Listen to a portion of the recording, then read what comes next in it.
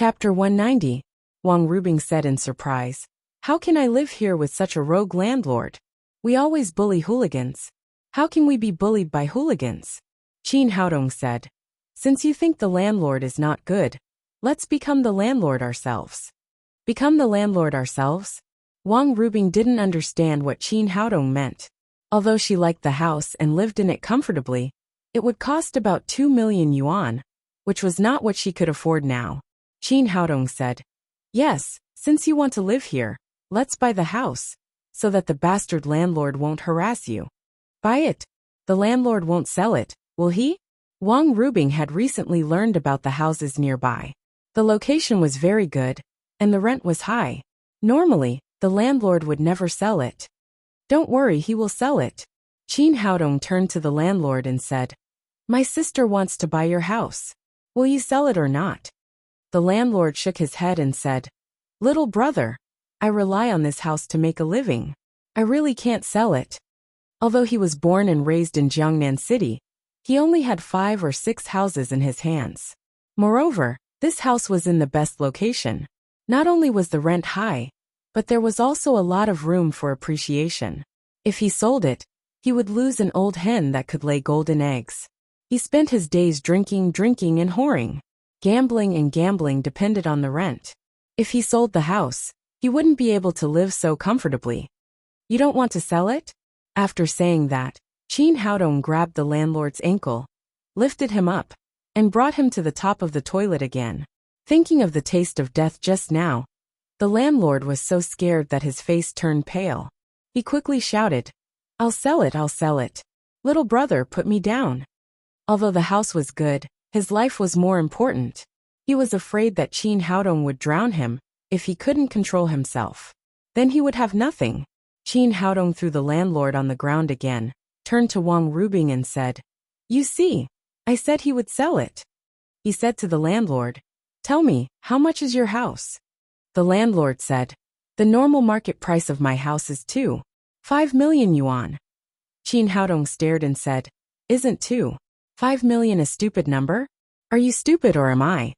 Then 4 million. 4 is not auspicious. Then 3 million. The landlord was about to cry. His heart was bleeding every time he lost 100,000 yuan. That was a lot of money. How many girls would he find if he went out to look for? He's regretting it now. Why did he come here tonight? 3 million is too much. Why don't you just rob someone? The skinny landlord looked bitter and said with a crying voice, Brother, my house is in a prime location. Is it really worth that much? How about 2 million, no less? 2 million is still too much. Let's deduct a little more. How about 15 million? The landlord gritted his teeth and said. Qin Haodong raised his hand and hit him on the head. I told you to deduct a little. Why did you deduct 50,000? Are you kidding me? Big brother, how much do you want? The landlord was completely dumbfounded. He had come to be a hooligan, but he didn't expect that the other party was even more of a hooligan than him. It was a robbery. Didn't I say 220,000 after deducting a point? What? You mean a decimal point? The landlord burst into tears. It was the first time for him to see someone bargain like this. It was too violent to directly deduct a decimal point. 220,000 yuan couldn't even buy a toilet. It was faster than robbing a bank. What? You don't want to? Qin Haodong asked. Of course not. You're not buying a house. You're robbing money.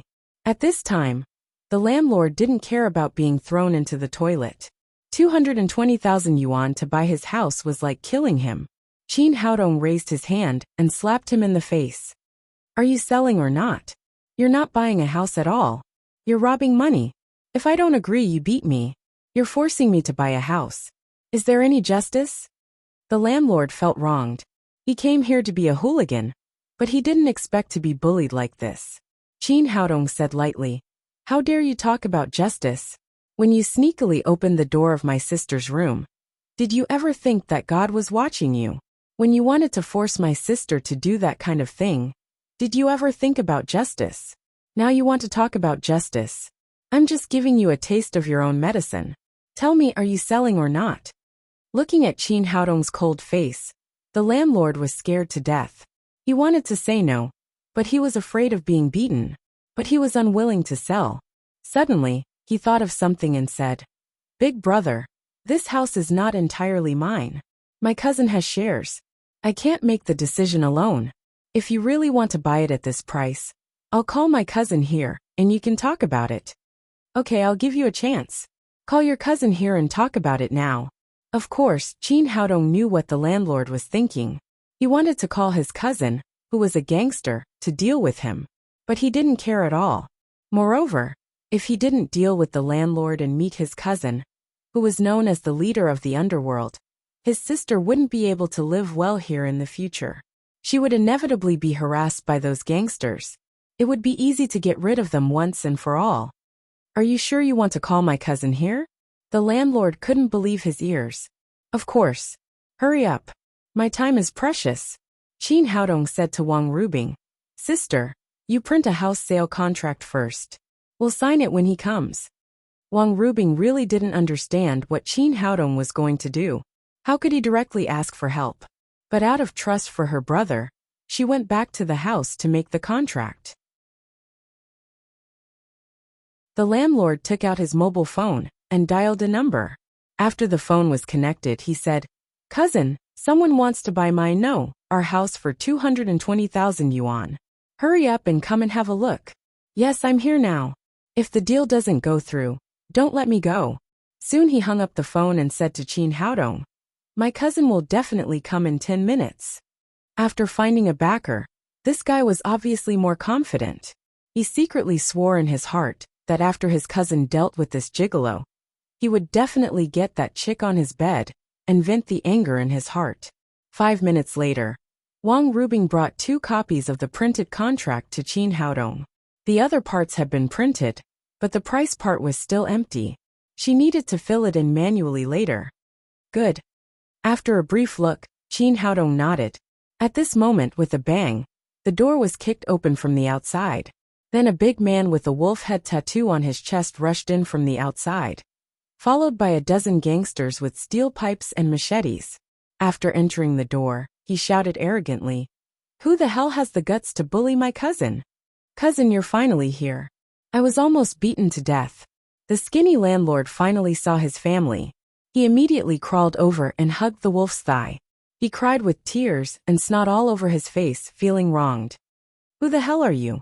Wolf looked at the pig head under his feet and asked. The landlord said pitifully, "Cousin, I'm Lao Lu. I was beaten by that guy." Wild Wolf immediately flew into a rage and shouted, "Who is it? Who beat you like this? Tell me, I'll twist his head off for you to kick as a ball." Before the landlord could speak, Qin Haodong said, "I beat him. Let's see how you twist my head off." "Who the hell are you talking to?" Wolf stopped abruptly, as if he was strangled in the middle of his words. He never dreamed that the person in front of him turned out to be Qin Haodong. After the incident with Dong Chao last time, he deliberately inquired about Qin Haodong's background. Only then did he know that this young man was a distinguished guest of Long Haisheng, who cured the great dragon's son, who had been ill for many years. This scared him to death. Fortunately, Dafei came in time.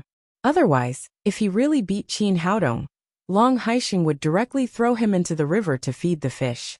Since then, he told his gangsters that if they saw Qin Haodong, they should hide as far as possible and never provoke him.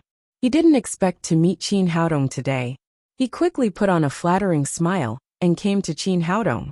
He said respectfully, "Dr. Qin, why are you here?" Qin Haodong was amused. He and this guy were really destined to meet again in just a few days. But this was good, because he didn't have to do it again. He sneered and said, "Wolf, whose head did you just say you were going to twist off and kick as a ball?" Wolf shivered with fear. He didn't dare to provoke this young man. He quickly said, Dr. Qin, you misunderstood me. I mean, whoever dares to make you angry, I will twist off his head and kick it as a ball." The 6th landlord was completely dumbfounded. His cousin had always been very overbearing. Why did he suddenly become like a kitten when he saw this young man? Could he still be his backer? He couldn't help but have a bad hunch. It seemed that things were going to be troublesome today. Really, Qin Haodong glanced at Wolf and said with a playful face, Wolf, I just heard that you are now the leader of the underground world in the south of the Yangtze River? Is there such a thing? No, absolutely not. Wolf was so scared that he almost wet his pants. Although he also had some status in the underground world in the south of the Yangtze River, and he also had hundreds of brothers and several places to make money, he was still far away from Long Haisheng. He didn't deserve the title of the underground leader. If these words reached Long Haisheng's ears, he was afraid that he would be dead on the street tomorrow morning. He now knew the relationship between Qin Haodong and Long Haisheng, so he quickly explained, Dr. Qin, don't listen to people's nonsense. Everyone knows that there is only one leader in the south of the Yangtze River. I just make a living under Brother Long, Qin Haodong said. Oh, maybe I heard wrong. Your cousin just said several times that you are now the underground leader of the south of the Yangtze River. Bastard. Who told you to spout such nonsense? Wolf pointed to the sixth landlord and shouted to his two gangsters. Come on, open your mouth and let him talk shit. Cousin, don't hit me, cousin. I just have nothing to do. F***ck. The sixth landlord felt extremely wronged. He really just wanted to brag. F***ck. To scare Qin Haodong. So he said Wolf's identity as the underground leader. F***ck. F***ck. F***ck. F***ck. People always cheat their fathers and grandfathers. How can you cheat your cousin like this? Wolf shouted with hatred. Beat him. Beat him with all your might.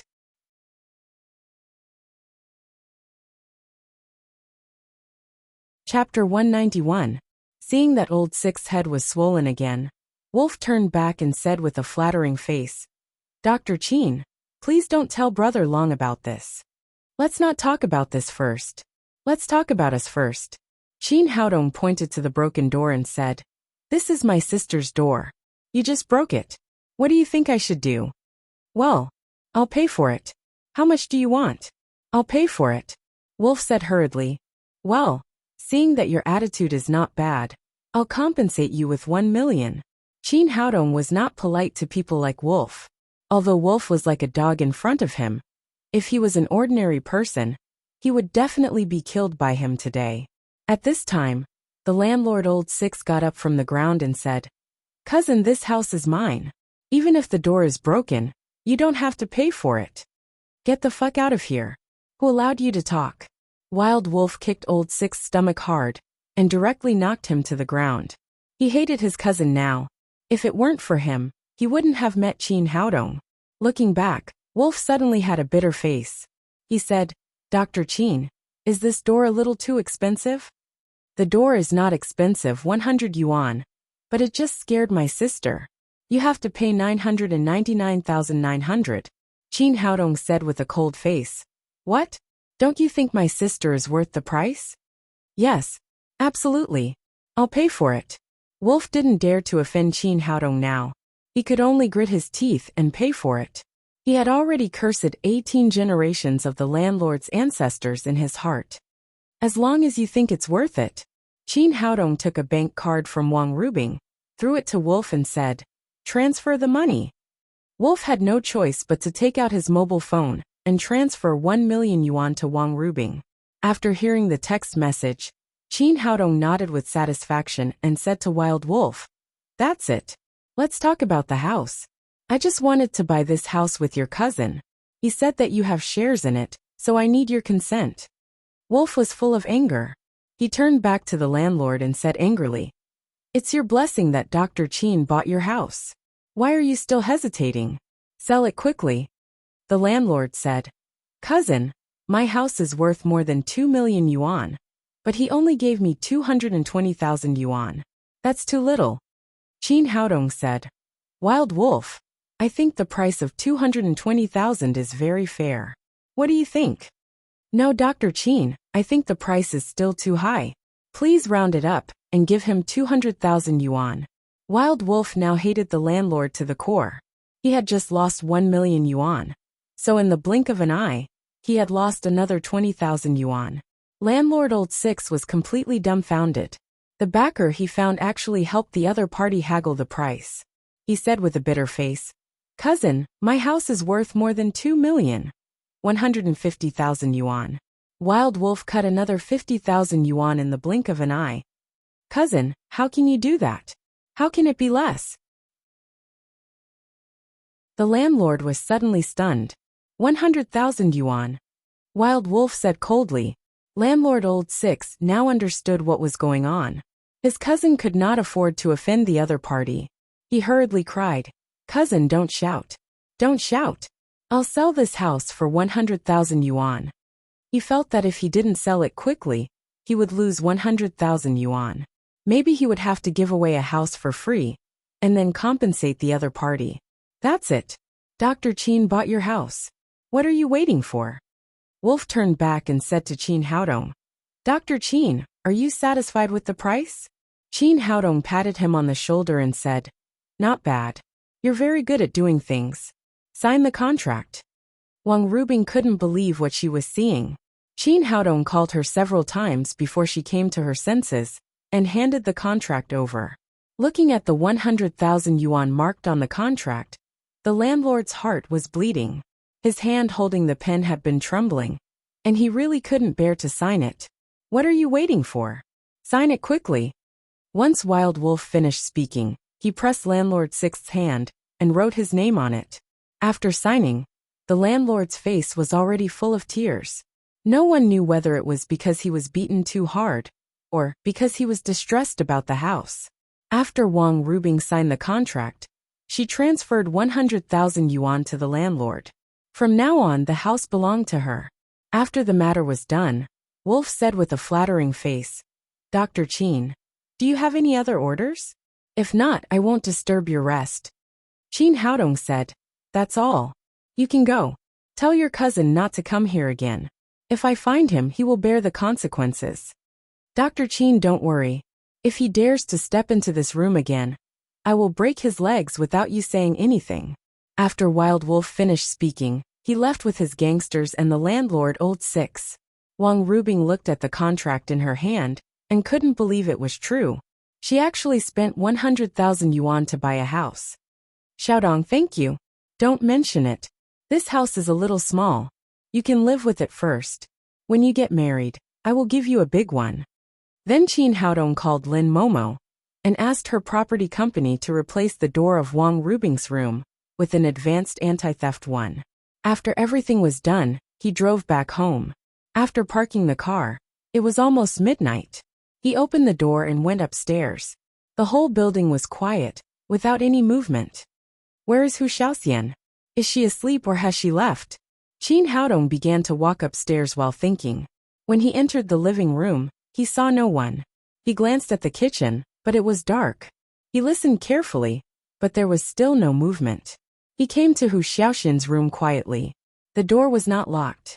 He slowly opened it and looked into the room. There was no one on the bed, and the quilt was neatly folded. Is she really gone? Qin Haodong reached for the light switch on the wall. He wanted to turn on the light to see the situation in the room. At this moment, his heart suddenly tightened. No, there was someone behind him. At this time, he appeared behind him silently. It was definitely not a good person, and he felt that this person was definitely a master. Thinking of this, Qin Haodong suddenly turned around and exerted his strength to hit behind him. He had used all his strength in this move, but the person behind him was really powerful. His hands easily resolved all the strength of his palms. But the strange thing was that this person did not take the opportunity to counterattack after resolving Qin Haodong's palm strength. Instead, he let Qin Haodong's hands press on his chest. Hey, it feels good. It's so elastic.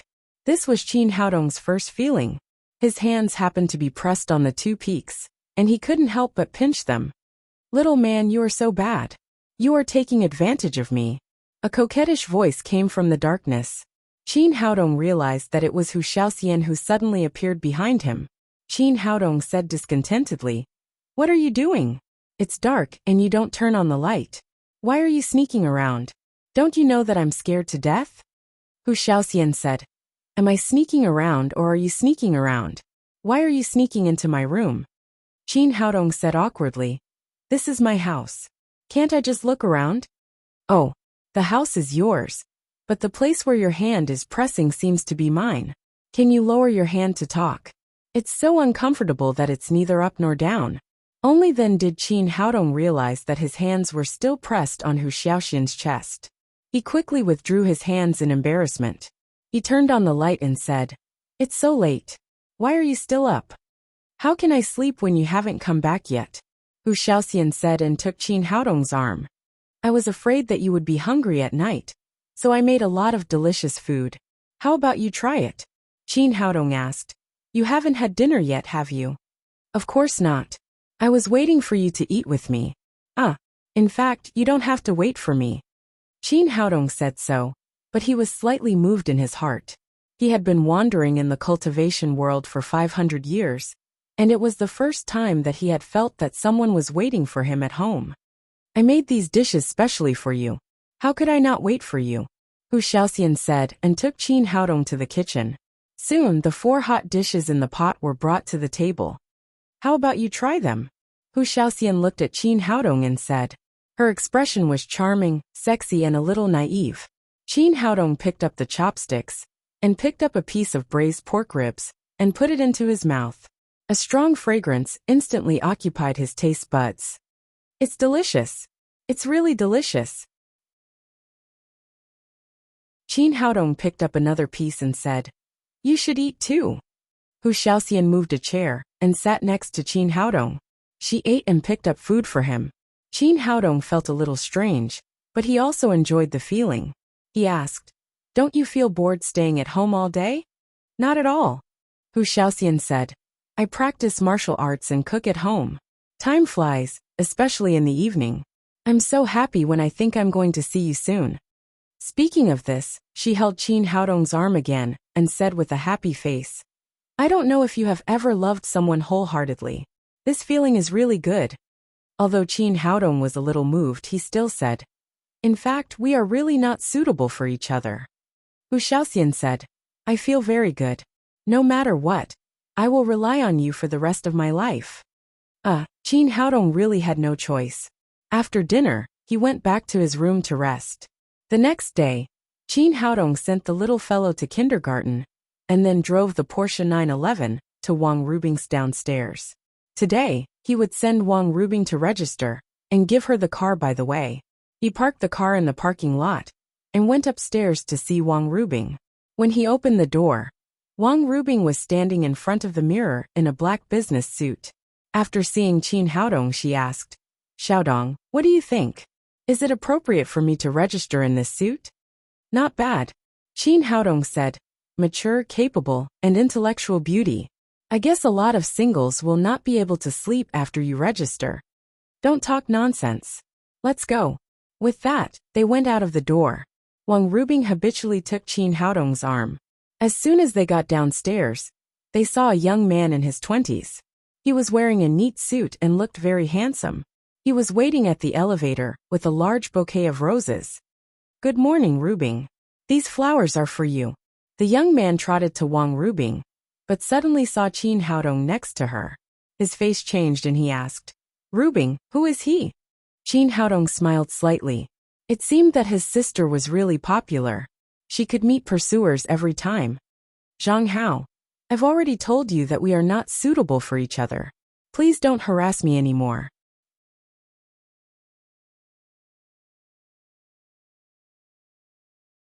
Chapter 192. Zhang Hao caught up with her and asked, "Rubing, you haven't told me who he is." Wang Rubing said coldly, "What does it have to do with you?" Then she pushed Zhang Hao away, and continued to walk with Qin Haodong to the parking lot. Qin Haodong smiled and said, "Little bean sprout, I didn't know that there were so many people chasing after you." "Nonsense, I'm not a bean sprout now." Qin Haodong said, "Who is this man? Is he also a man with a family?" "No, his name is Zhang Hao. His family runs a private hospital. A few days ago, the sanitary bureau went to his hospital to check the work. He saw me and since then, he has been chasing after me. He sends me flowers every morning. It's annoying." Qin Haodong said, "Although he is not as handsome as me, he is still acceptable and his family is rich. Isn't he a typical tall, rich and handsome man? Why don't you think about it?" You can make your aunt happy if you take him back. Wang Rubing sighed and said, in fact, he is a good man. He is very sincere and treats me well. But what I can't accept is that everything is measured by money. He thinks that everything can be solved by money. It's too materialistic. Qin Haodong said, in fact, you can't blame him. Nowadays, many girls say that they would rather cry in a BMW than laugh on a bicycle. It's normal for him to think this way. Wang Rubing curled her lips and said, anyway, I can't accept it. Just then, Zhang Hao caught up with her again and stood in front of her. He said excitedly, Rubing, why did you refuse me? Is it because of this man? What's so good about him? Is he more handsome than me? Or is he richer than me? Wang Rubing said angrily, money, money, money. Can you stop talking about money all day? Rubing, he is sincere to you if he is willing to spend money for you. Those who talk sweet words all day are deceiving gigolos. Don't be fooled. Zhang Hao threw the roses in his hand into the trash can next to him, then took out a brand new BMW car key from his pocket and said, Rubing, look, this is the latest BMW I bought for you. It cost me 700,000 yuan. Don't you believe in my love for you? After that, he pressed the car key, and a red BMW flashed a few times. Coincidentally, this car was parked next to Qin Haodong's Porsche 911. Wang Rubing was about to say something when Qin Haodong pulled her behind him. He came to Zhang Hao, took out the key, opened the Porsche 911 and said, Dude, this car is not too expensive, but I can buy 3 or 4 of your cars. What do you mean? Are you flaunting your wealth to me? Zhang Hao's face turned red. Hong said, let me tell you, this car is a gift from me to my sister. If you want to pursue her, show some sincerity. Maybe other girls love money, but my sister doesn't. After that, Qin Haodong patted Zhang Hao on the shoulder, turned around, got in the Porsche 911 and drove away. Zhang Hao was stunned at first, but after a while, his face showed a burst of ecstasy. It turned out that this man was not a rival in love, but Wang Rubing's brother. Then he thought of what Qin Haodong had just said, and seemed to understand something. It seemed that he had gone the wrong way before.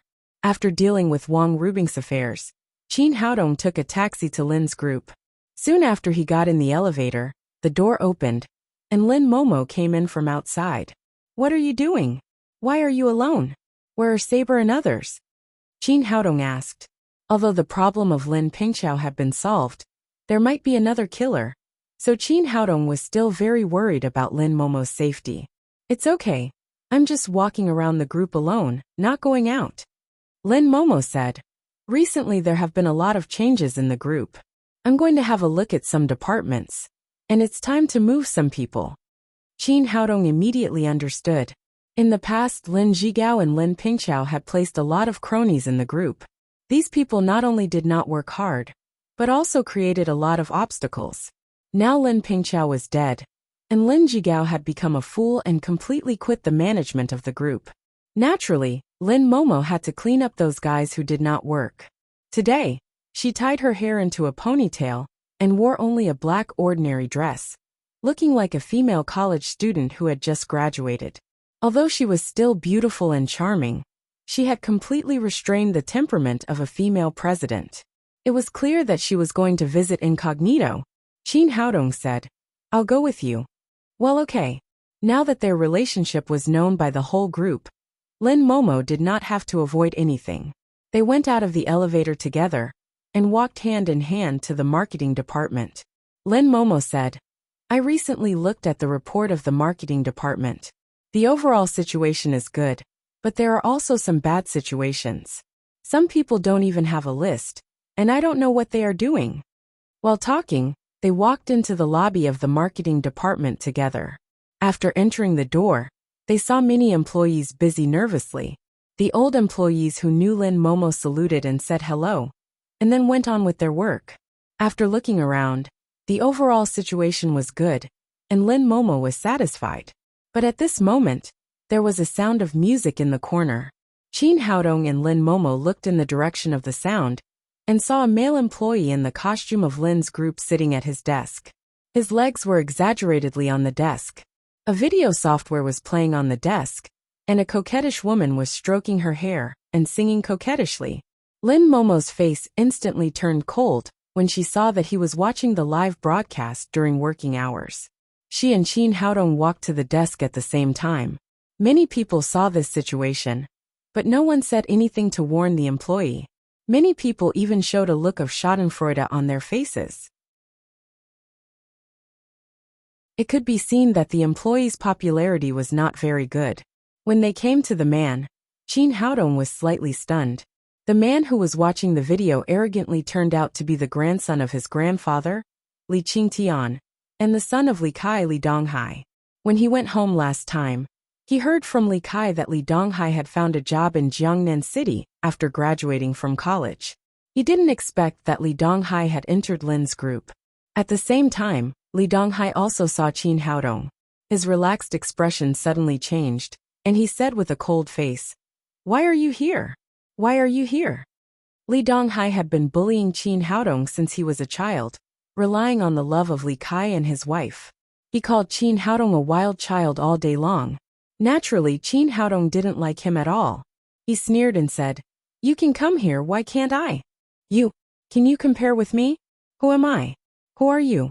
"I'm a formal employee of Lin's group," Li Donghai said, and pointed to the employee card on his chest. He looked very proud.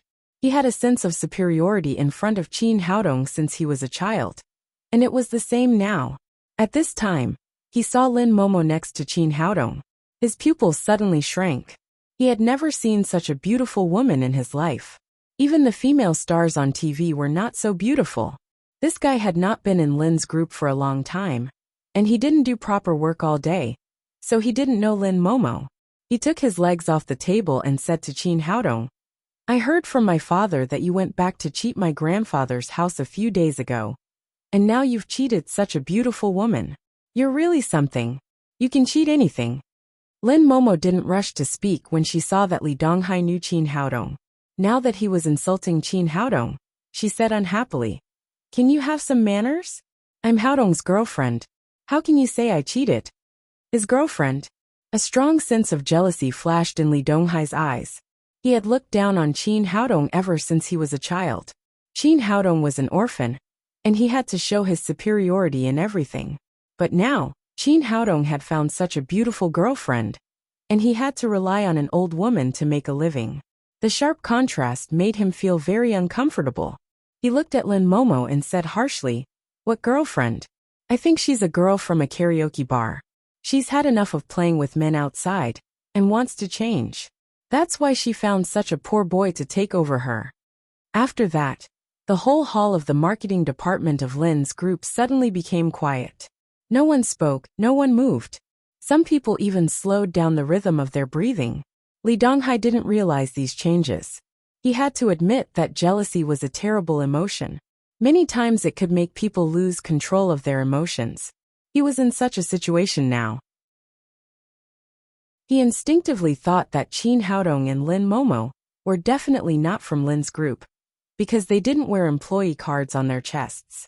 Since they were not from Lin's group, it was not a big problem to say a few sarcastic words. He had seen it carefully enough, but he didn't know that there were two people in the whole Lin's group who didn't wear employee cards. One was Lin Momo, and the other was Qin Haodong. Lin Momo was the president of the group, needless to say, and Qin Haodong was Lin Momo's public boyfriend. Even the major shareholder, Zhao Zhongqin, was beaten by him. He was definitely a transcendent existence in the group, and no one dared to check his employee card. Li Donghai didn't think much of it, but the other employees were cursing in their hearts. This newcomer could do whatever he wanted just because he had a little background in Lin's group. On weekdays, when others were working, he sat there playing games and watching live broadcasts. That was okay. But today, this idiot said in public that his president was a good girl. It was simply the rhythm of death. Qin Haodong almost spat. Although he knew that Li Donghai was a little stupid, he didn't expect that he was so stupid. To this extent, he was simply a fighting idiot. Lin Momo's face suddenly became gloomy. She looked at Li Donghai coldly and said, "What did you just say? Say it again." At this time, Chao Yang, the head of the marketing department, heard the news and hurried over. He happened to hear what Li Donghai had just said. Now seeing this scene, he stood aside and didn't dare to say anything. Lin Momo had always been known for being cold and domineering. He couldn't think of any reason for this stupid guy to continue to survive in the group. When everyone was mourning for Li Donghai, he said something shocking. "What's wrong? Are you still not convinced? I've seen a lot of women like you. Even if you are a good girl, I can see it. Don't pretend in front of me." In fact, Li Donghai was a college graduate. He was not as stupid as he was now. Today, seeing that Qin Haodong had such a beautiful girlfriend, he was burning with jealousy, so he desperately slandered Lin Momo. Chao Yang had covered his eyes with his hands. It was the first time for him to see such a stupid trick. Qin Haodong glanced at Li Donghai and said with pity, "Go quickly. Don't be stupid here."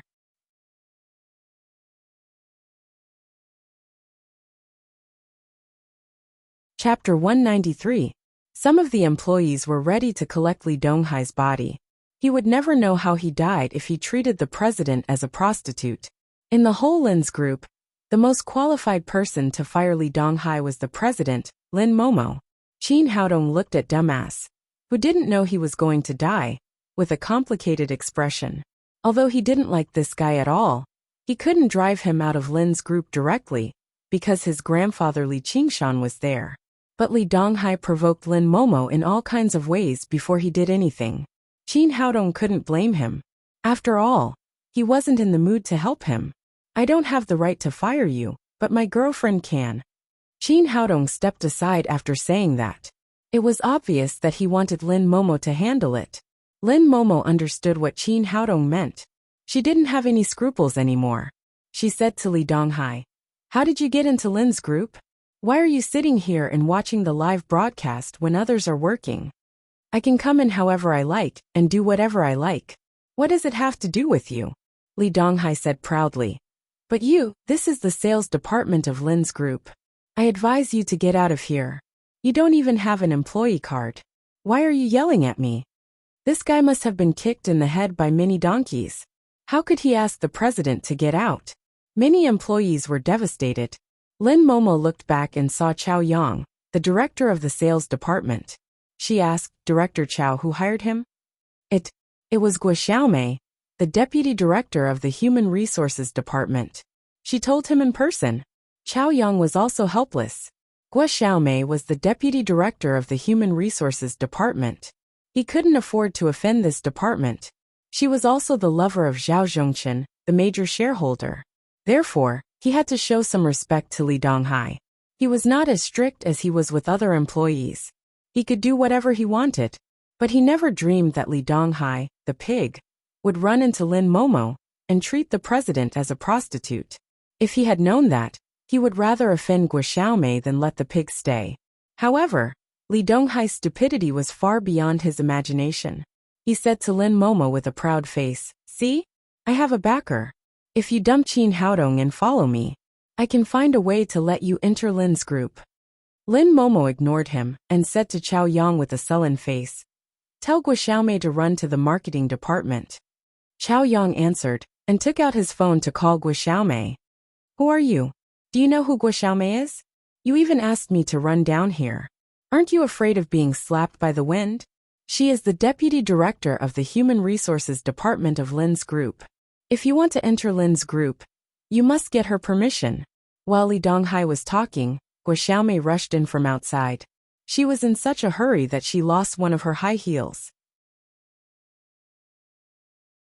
She took off the other one and held it in her hand. She ran into the marketing department barefoot. When she arrived in front of Lin Momo, she was out of breath. The two peaks on her chest, which were stuffed with silicone gel, were moving up and down violently. Just now, Chao Yang had briefly explained the situation on the phone. She also knew that they were in big trouble today, so she ran over desperately, hoping that there was room for redemption. "Guo Xiaomei, did you recruit this person?" Lin Momo asked in a cold voice. But before Guo Xiaomei could speak, Li Donghai interrupted. "How can you talk to our Xiaomei like that? I told you that she is the deputy director of the human resources department. She has a lot of power. Be polite." It turned out that this guy still didn't understand the situation. Guo Xiaomei was panting. She almost passed out after hearing the idiot's words. She shouted, "Shut up." Qin Haodong shook his head secretly. He thought to himself that Li Donghai would die of stupidity in the future. He was really hopeless. Guo Xiaomei said to Lin Momo awkwardly, President, I recruited her." "Xiaomei, why are you so afraid of her? She's just a..." Li Donghai suddenly came to his senses and exclaimed, "What? President? Just a young lady who turned over a new leaf?" Lin Momo said coldly. Guo Xiaomei almost banged her head against the wall. What the hell did he say? After the downfall of Lin Jigao and his son, her position in Lin's group was not as good as before. Although she still had Zhao Zhongchen's protection, it was not enough to fight against Lin Momo's authority. She was worried that Lin Momo would take the opportunity to kick her out. Who knew that Li Donghai, the idiot, had caused such a big trouble? She was thinking fast. It seemed that Li Donghai would be kicked out of Lin's group.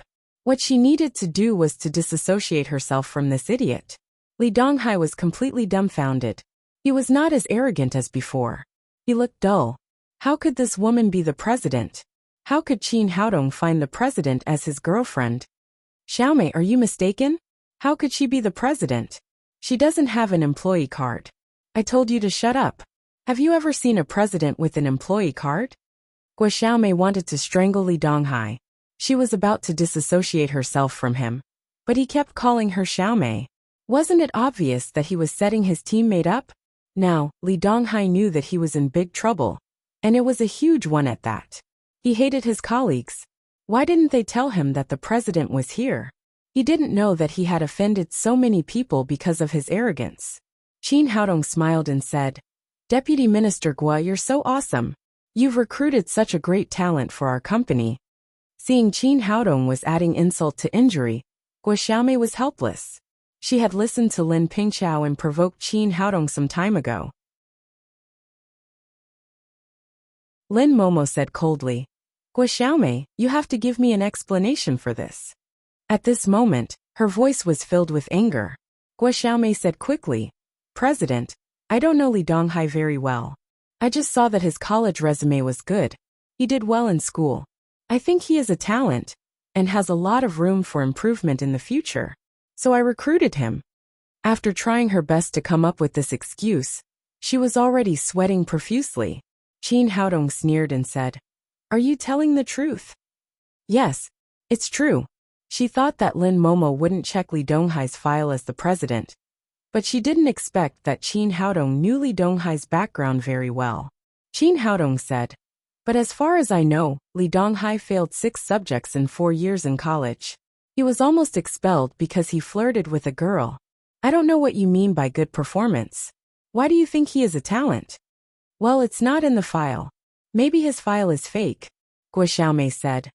"I really wanted to recruit talents for the group, but I didn't expect Li Donghai to be so bad. He not only didn't make progress, but also publicly insulted the president, which seriously damaged the company's image. It's my fault that I didn't know him well enough. I'll kick him out right now and do a deep examination." It had to be said that Guo Xiaomei was a talented actress. She spoke with a bitter face, as if she had really realized her mistake. She thought that Li Donghai would definitely leave Lin's group. She should save herself first. But she thought so. Li Donghai was not happy.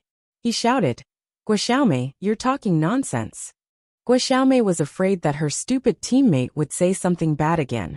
She hurriedly shouted, "You have no right to speak here. Shut up." Li Donghai shouted, "Bitch, are you going to burn the bridge after crossing it? I've already said that I'll go with you.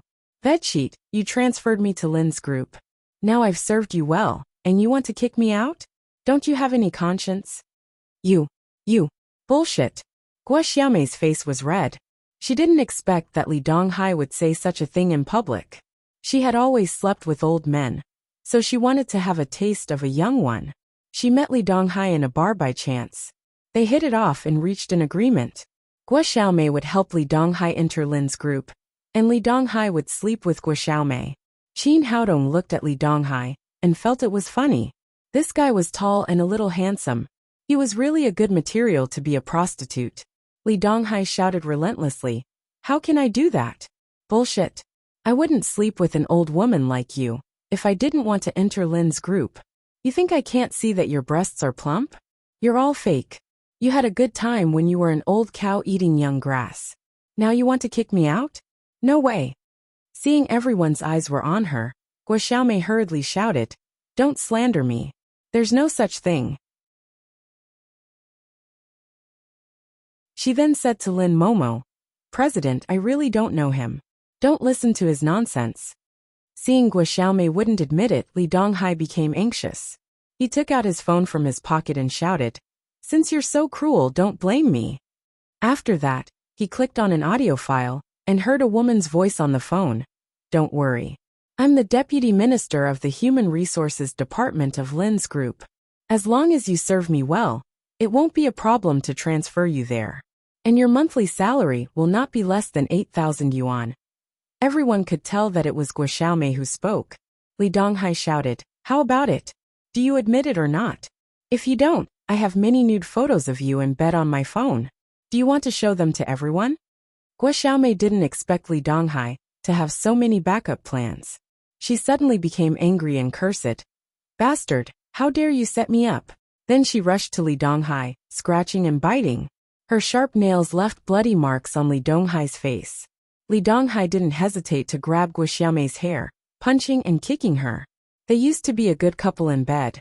In the blink of an eye, they became enemies. "Enough, all of you stop." Lin Momo shouted angrily. The security guards immediately separated the two who were fighting together.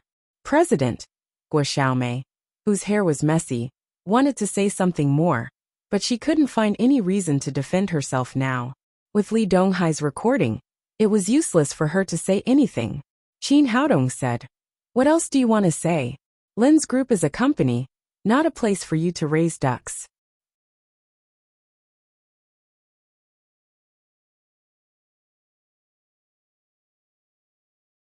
Chapter 194. Li Donghai yelled, "No, you can't fire me." He knew very well what kind of person he was. When he was in college, he almost didn't go to class. He ate, drank, gambled, and flirted with girls all day. He had been punished many times by the school. It was lucky that he hadn't been fired. All these were clearly written in his file. Because of this, he had never found a job after graduation. Now he finally got into Lin's group, where he could eat, drink, work, and make money. How could he be willing to leave? Lin Momo said coldly, "Give me a reason not to fire you. We're relatives. You're Haodong's girlfriend, and I'm his brother. So you can't fire me." Then he squeezed out a flattering smile to Qin Haodong. But his face was scratched by Guo Xiaomei, and it looked a little funny. "Haodong, I'm your brother. Don't forget you grew up in our family. Now you have a girlfriend who's the president. Say something for your brother." "You're my brother?" Qin Haodong sneered and said, "If I remember correctly, this is the first time you've said you're my brother since you were a kid. Since the day I met you, you've been calling me a bastard. You beat me, scold me, and steal my things. Why do you think you're my brother now?" Li Donghai said embarrassedly, "That's because I was a kid. As long as you say something for me today, you'll be my brother, and I'll be your brother." Qin Haodong knew what kind of person he was. If he kept this guy in Lin's group, he wouldn't be able to do anything because of his relationship with Qin Haodong. Qin Haodong said, "Li Donghai, don't be like that. Leave now. Don't get yourself into trouble." "Haodong, I was wrong before. You have to help me for the sake of my grandparents. I didn't kick you out for the sake of my grandparents. But now you're asking for it. Who can you blame?" Seeing that Qin Haodong didn't buy it, Li Donghai suddenly turned hostile and yelled, "Qin Haodong, you ungrateful bastard. Don't forget it's our family who raised you." Seeing this guy reveal his true colors, Qin Haodong said coldly, "Who raised me has nothing to do with you. Get out of here." After that, he waved his hand, and two security guards immediately came over to grab Li Donghai and drag him out. Seeing that Li Donghai was beaten up, Guo Xiaomei came to Lin Momo and begged, "President, please give me a chance. I know I was wrong this time. I won't do it again." Lin Momo said, "Guo Xiaomei, don't think I don't know what you've done in the group. You're not qualified to ask me for a chance." This? Guo Xiaomei didn't know what to say. She kept looking at the door. She had called Zhao Zhongchen before she came here. She thought the old man was too slow. Why didn't he come? Fortunately, at this time, the door opened, and Zhao Zhongchen hurried in from outside. When Guo Xiaomei saw Zhao Zhongchen, she acted like she saw her family. She grabbed his arm and pressed her chest against him. She said in a sweet voice, "Godfather, please help me. The president is going to fire me." "Don't worry. I'll talk to the president." Zhao Zhongchen walked to Lin Momo and asked, "President, what the hell is going on? Xiaomei is doing a good job. Why is she fired?" "Old man Zhao, let me tell you. You're not a cuckold anymore. You're almost the Hulk." Qin Haodong put his arm around Zhao Zhongchen's shoulder and told him briefly about Guo Xiaomei and Li Donghai. Zhao Zhongchen was furious. Although Guo Xiaomei was his lover, not his wife, he couldn't tolerate Guo Xiaomei keeping ducks outside. "Bitch, look what you've done. How dare you come to me? Get out of the group now. Don't let me see you again." After that, Zhao Zhongchen turned around and left angrily. Guo Xiaomei ran over and grabbed his arm again. She wanted to put her fake breasts on him again, but Zhao Zhongchen slapped her to the ground. Then he pushed the door and left the marketing department. "Bastard, it's all your fault. You ruined me." After Guo Xiaomei got up from the ground, she vented all her anger on Qin Haodong. Qin Haodong sneered and said, "You made your own way. You can't blame anyone else. Get out of here. It's not that easy to drive me away." Guo Xiaomei saw it was irreversible. She put her hands on her hips and suddenly showed the image of a shrew. She pointed at Qin Haodong and Lin Momo and shouted, "I'm also a gangster. Do you think I'm easy to bully? Let me tell you, my cousin is a gangster. He has thousands of brothers. It's fine if you let me be the Minister of Human Resources. But if my cousin comes, he'll tear down Lin's group." Qin Haodong shook his head secretly. Big breasts and no brains were really a famous saying. Even the fake breasts were brainless. Guo Xiaomei hadn't figured out the strength of Lin's group for so long. She used a gangster to threaten the top financial group in the city and wanted to be the Minister of Human Resources. He really didn't know what she was thinking. Was she thinking with her heels? He said, "Well, call your cousin here. I'd like to see how he'll tear down Lin's group. You won't give up until you see the coffin. You'll regret it when my cousin comes."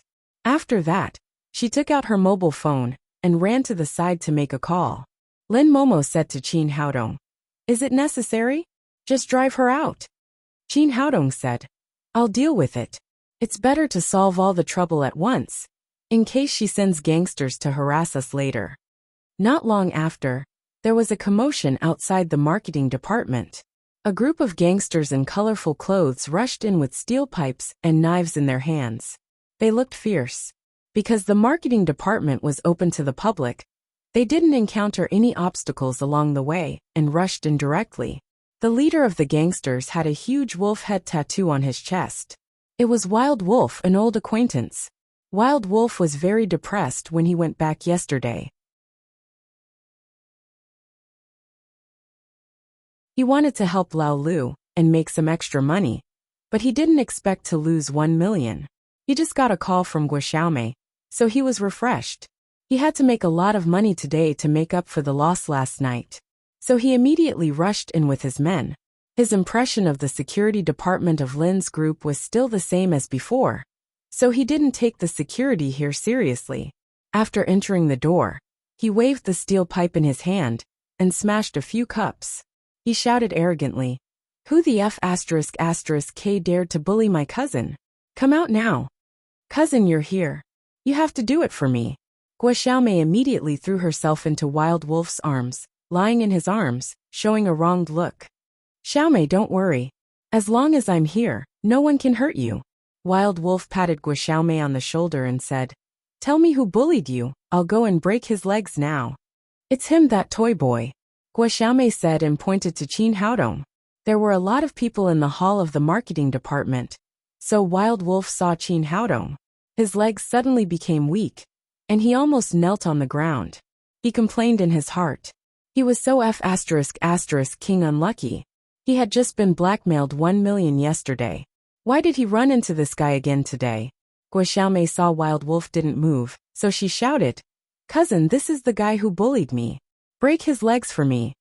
"Fuck you, you bitch. Wild Wolf kicked Guoxiaomei's belly, and she fell to the ground. Guoxiaomei didn't react for a moment. She cried on the ground. Cousin, why did you hit me? You hit the wrong guy. That's exactly what I want to hit you, you bastard. Wild Wolf kicked Guoxiaomei hard a few more times, and then came to Qin Haodong with a big smile on his face. He said respectfully, Dr. Qin, sorry to bother you again. Wild Wolf, it's fate that we meet again so soon. Qin Haodong patted Wild Wolf's shoulder and said with a playful face, You have a lot of cousins. Are you a cousin specialist? Wild Wolf said embarrassedly, Dr. Qin, this stupid woman offended you. I'll teach her a lesson when I get back. I promise she won't dare to trouble you again.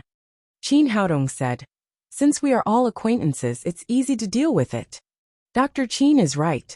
We are all acquaintances. If there's nothing else, I'll take her back. Wild Wolf was about to leave with Guoxiaomei after he said that. He couldn't wait to leave as soon as possible.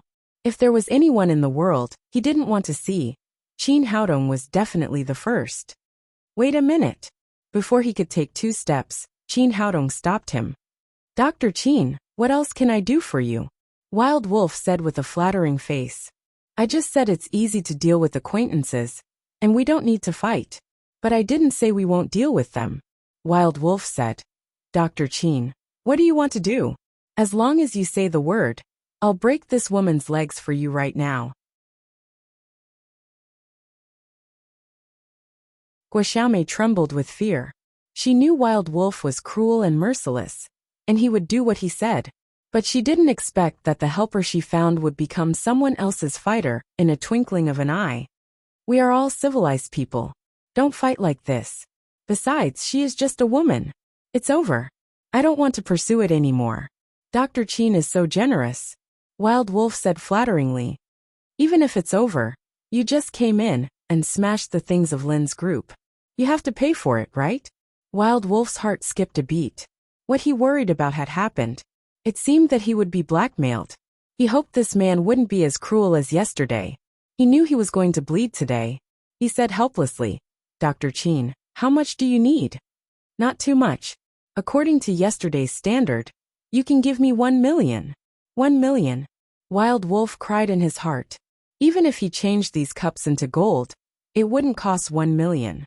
He said with a bitter face, Dr. Qin, we are old acquaintances. I just smashed a few cups. I'll change them into crystal ones for you. Is that okay? Qin Haodong said.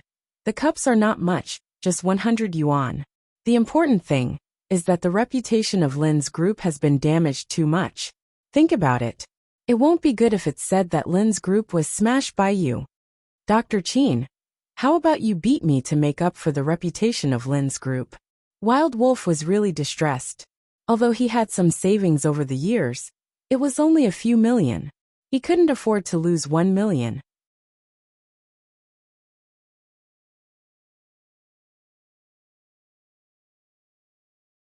Chapter 195. P. Wild Wolf wanted to disagree, but he could do nothing about it. Regardless of whether it was his status or his martial prowess, he was completely suppressed by the other party. He could not resist at all. He had no choice but to take the bank card from Qin Haodong. He took out his phone and transferred 1 million yuan to Qin Haodong. Qin Haodong took back the bank card and said with a smile, It was a pleasure working with you. I hope you can come to me again in the future. P. Wolf's chest was hot, and he almost spat out blood. Pleasure working with you? My heart is bleeding. At this time, his chest was filled with anger. He pointed at Guoxiaomei, who was confused, and shouted to his men, Take this bitch away. It was all because of Guoxiaomei. He was not willing to lose 1 million yuan. We have to squeeze money out of this woman. Of course, Qin Haodong wouldn't stop her. A woman like Guoxiaomei deserved to die. It had nothing to do with him. When these gangsters left, the staff of the marketing department looked at Qin Haodong with admiration and awe. Others would inevitably be blackmailed when encountering gangsters. But Qin Haodong had extorted 1 million yuan from them. The gap between people was too big. No wonder he could become the son-in-law of Lin's group and get the goddess. He really had the ability. Lin Momo and Qin Haodong went back to the president's office. She asked, What's the matter with Li Donghai? Qin Haodong briefly told the story of Li Donghai and his father Li Kai. Finally he said, spoiling a child is like killing a child. Li Donghai has been spoiled by his parents since he was a child. As a result, he has become like this. He has just graduated from college, and he has learned to be a gigolo. Lin Momo also sighed and said, I didn't expect Grandpa and Grandma to have such a grandson. I can't help it. The 9 sons of a dragon are all different. Qin Haodong didn't want to talk about Li Donghai anymore, so he said to Lin Momo, there's something I haven't told you yet. Tonight is the concert of the superstar Ouyang Shanshan in Jiangnan City. She invited me to sing with her. I agreed. This is a good thing. Children should participate in more activities. It is good for her growth. And to be able to sing with Ouyang Shanshan on the same stage is something worth remembering for a lifetime. Lin Momo said. But I have too many things to do recently. After Lin Jigao and Lin Pingqiao left, a lot of things in the group need to be reorganized. I have to work overtime tonight, so I can't go to see the little fellow's performance. It doesn't matter. You go on with your work. I'll go. Qin Haodong understood Lin Momo very well. It was not easy for a woman to control such a large group. Haodong, thank you for doing so much for us. Lin Momo looked at Qin Haodong affectionately. She knew very well that Ouyang Shanshan could invite Tang Tang to the concert because of Qin Haodong. Why are you being so polite with me again? Do you think I'm an outsider? Qin Haodong raised his hand and placed it on Lin Momo's plump. He slapped his crotch. As a cold female president, Lin Momo had never been spanked like this. At the same time, it gave her an experience that she had never had before. She felt sore, hot, and a strange feeling came from her buttocks. Her cheeks were red. She stared at Qin Haodong with her charming eyes and said, how can you be like this? Although she was complaining, her voice was so coquettish that it seemed like water was about to drip out. Qin Haodong suddenly felt itchy in his heart. He said with a smirk, does it hurt? Let me rub it for you. Lin Momo hurriedly said, don't mess around. This is the company. What are you afraid of? Now the whole group knows that I'm the son-in-law of the group. It's natural for the son-in-law to be intimate with the girl. Then he stretched out his 2 big hands, like a big bad wolf pouncing on a little sheep. But at this moment, the phone in his pocket rang. Who is it? So disappointing. Qin Haodong muttered, but he still reached for the phone. He glanced at the caller ID and found it was Long Haisheng. After the phone was connected, Long Haisheng said politely, Dr. Qin, last time you said that you needed to treat Xiaobao again. Do you have time today? Qin Haodong had been so busy recently that he forgot about Long Xiaobao. He said, don't worry, I'll be there right away. Well, I'll wait for you at home. Long Haisheng said and hung up the phone. Go ahead. I'll go to see a patient first, and then go directly to the concert venue. I won't come back. Qin Haodong said, and kissed Lin Momo's forehead gently. Take care of yourself. Don't be too tired. After leaving Lin's group, he came to Long Haisheng's home. Seeing Qin Haodong enter the door, Long Haisheng and his wife greeted him from afar. Long Xiaobao skipped and ran in front of them. His face had regained a healthy color, and an inch of black hair had grown on his head. If he didn't say it out loud, no one would be able to tell that he used to be a child with leukemia. Hello, Uncle Qin. Long Xiaobao was a little older than Tang Tang. He knew that Qin Haodong had saved his life, so he was very close to him. Qin Haodong patted his head and said, you're recovering well. After entering the room, Qin Haodong took out the silver needles and gave Long Xiaobao the last treatment. After the treatment, he felt the pulse again and said, Xiaobao has basically recovered. There is no difference between him and a normal child in the future. Let him go to school. Dr. Qin, thank you so much. You will be my brother in the future. Yes, Dr. Qin. You are the great benefactor of our Long family. Women were strange creatures. Since Long Xiaobao's illness recovered, Chao Ting had become a gentle and kind woman again.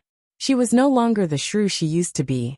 Long Xiaobao jumped out of bed and said, Uncle Qin, why didn't Sister Tang Tang come to play with me? Pi Ting also said.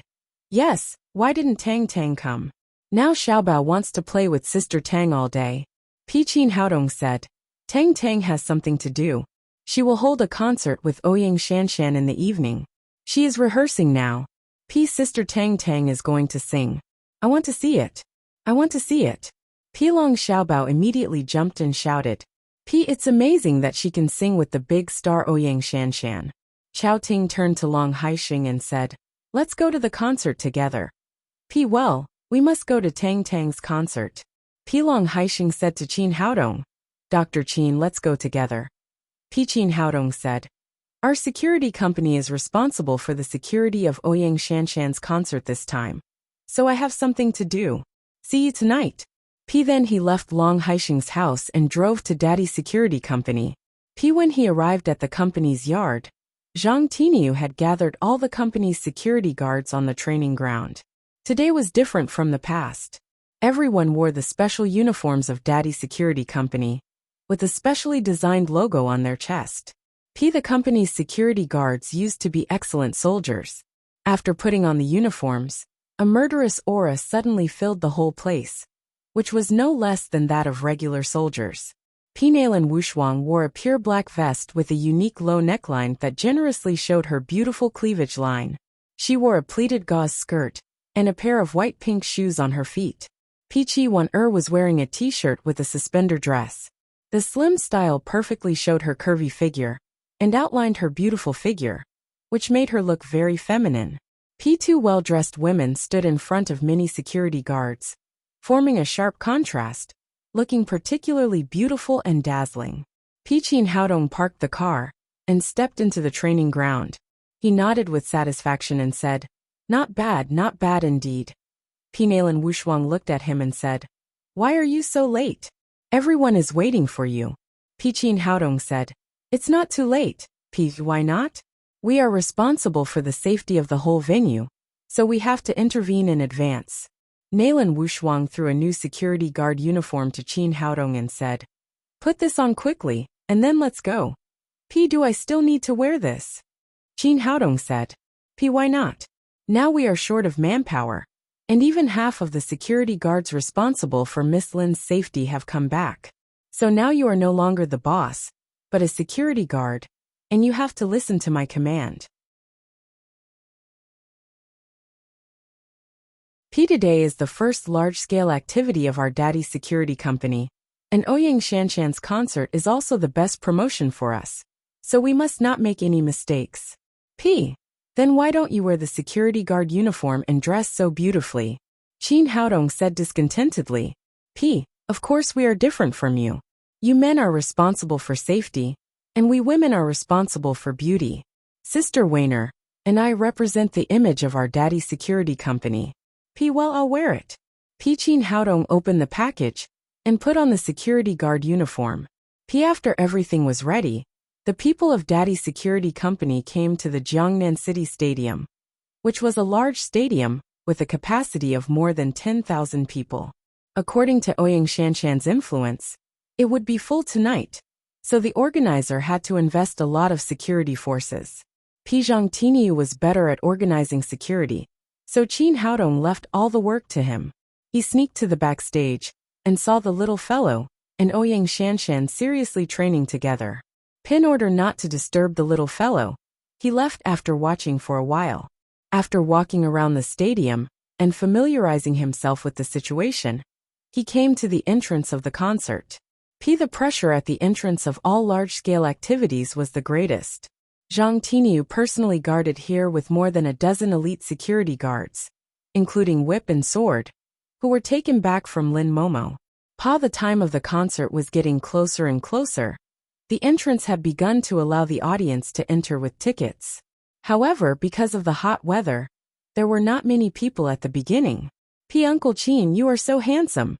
With a childish cry, Long Haixing and his wife came to the entrance with Long Xiaobao in their arms, followed by Dafei and 7 or 8 bodyguards. Yes, I am handsome, so I look handsome in everything. Qin Haodong smiled and pinched Long Xiaobao's face. Long Haixing said, Brother Qin, why are you here in person as the boss? Qin Haodong said with a smile, I have no choice. There are not enough people. Long Xiaobao said. Uncle Qin, where is Tang Tang? Why don't I see her? Qin Haodong said. Tang Tang is training. She will perform on the stage in a while. You will see her later. Pat this time, a young couple in their 20s came over. The girl had long hair and was holding a large bucket of popcorn in her hand. The girl exclaimed when she saw Long Xiaobao. What a cute baby. Little brother, this bucket of popcorn is for you, okay? The girl gave the bucket of popcorn to Long Xiaobao and Zhu Linlin.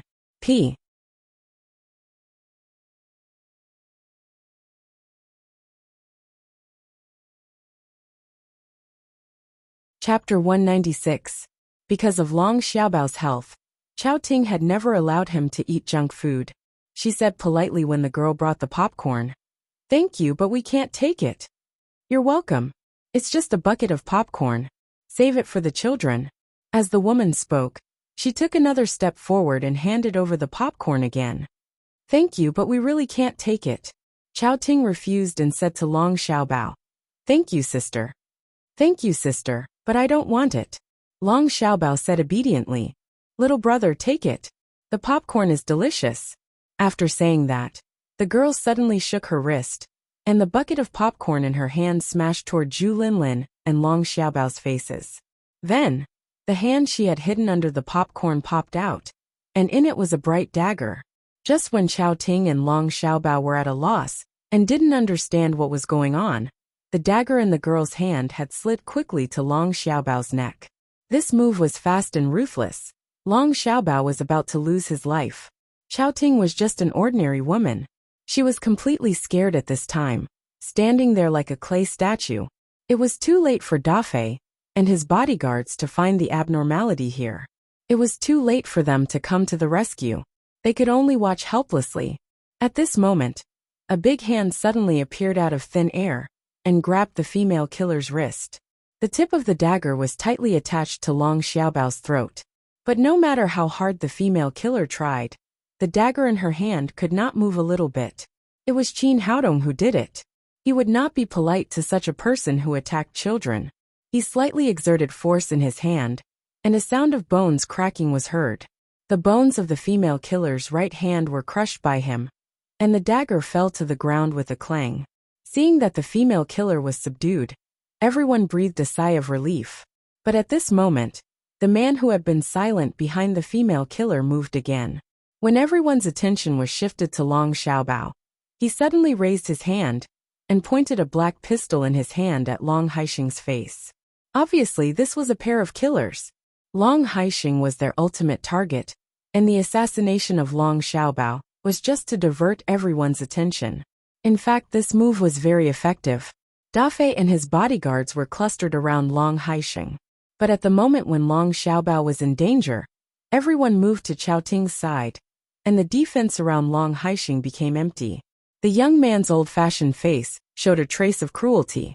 His finger moved and was about to pull the trigger, but at this moment, a long black whip swept over like a snake. The pistol fired, but it was also swept into the air by the long whip, and the bullet flew to who knows where. Before the young man could react, Sharp Sword chopped his neck with a knife and knocked him to the ground.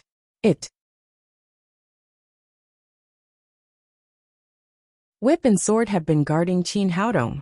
Both of them were experienced mercenaries. When the female killer attacked, they immediately turned their attention to the man and saved Long Haixing in time. Whip and Sharp Sword had been guarding Qin Haodong. Both of them were very experienced mercenaries. When the female killer attacked, they immediately turned their attention to the man and saved Long Haixing in time. The gunshot just now caused a little chaos. The police on duty immediately ran over. After asking about the situation, they handcuffed the two killers and took them to the police car. After this incident, Long Haixing showed the temperament of a gang leader. His face did not change at all, as if it was not him who had just experienced the assassination, but someone else. But Chao Ting and Long Xiaobao could not. Chao Ting was scared and her face was pale. Long Xiaobao looked dull and could not recover for a long time. It was not until Qin Haodong helped him with greenwood genuine qi that he slowly returned to normal. Seeing that his son had returned to normal, Long Haixing breathed a sigh of relief. He stepped forward and said to Qin Haodong, "Brother Qin, thanks to you this time. Our Long family owes you 2 lives." "It doesn't matter. It's a piece of cake." Qin Haodong asked, "Who are these 2 people? Why would they attack you?" Long Haixing said, "Although I am a gangster, I always have my own rules. I will never allow any drug trade within my control, which just blocks some people's way of making money. A few days ago, someone came to me and offered me 100 million yuan to open the underground market in Jiangnan and allow them to sell drugs in my place, but I refused. I'm guessing that these people are desperate. The 2 assassins just now were probably sent by them." Qin Haodong nodded secretly. Long Haixing was a man of integrity. He could resist the temptation of 100 million yuan. He said, "Mr. Long, I support you in this regard. If you need any help, just call me." "Don't worry. I can handle this myself," Long Haixing said. "When the concert is over, let's go for a drink." After that, he took Chao Ting and Long Xiaobao into the stadium and continued to watch the concert. Da Fei and those bodyguards closely guarded him. This episode was quickly diluted with the arrival of a large number of people. Few people knew what had just happened here. After this incident, the relationship between Qin Haodong and Long Haixing was closer. Long Haixing was grateful to Qin Haodong for saving his life, and Qin Haodong's understanding of Long Haixing deepened. After Long Haixing left, Qin Haodong thought for a moment. There were too many people at the scene. It was inevitable that some people would come in. Safety was the most important thing. So he left all the work at the door to Zhang Tiniu and others. He entered the venue and came to the stage. For him, the most important thing was to protect the little fellow at all times. The tickets for today's concert were very popular. The VIP ticket closest to the stage cost 5,000 yuan, but it was also sold out.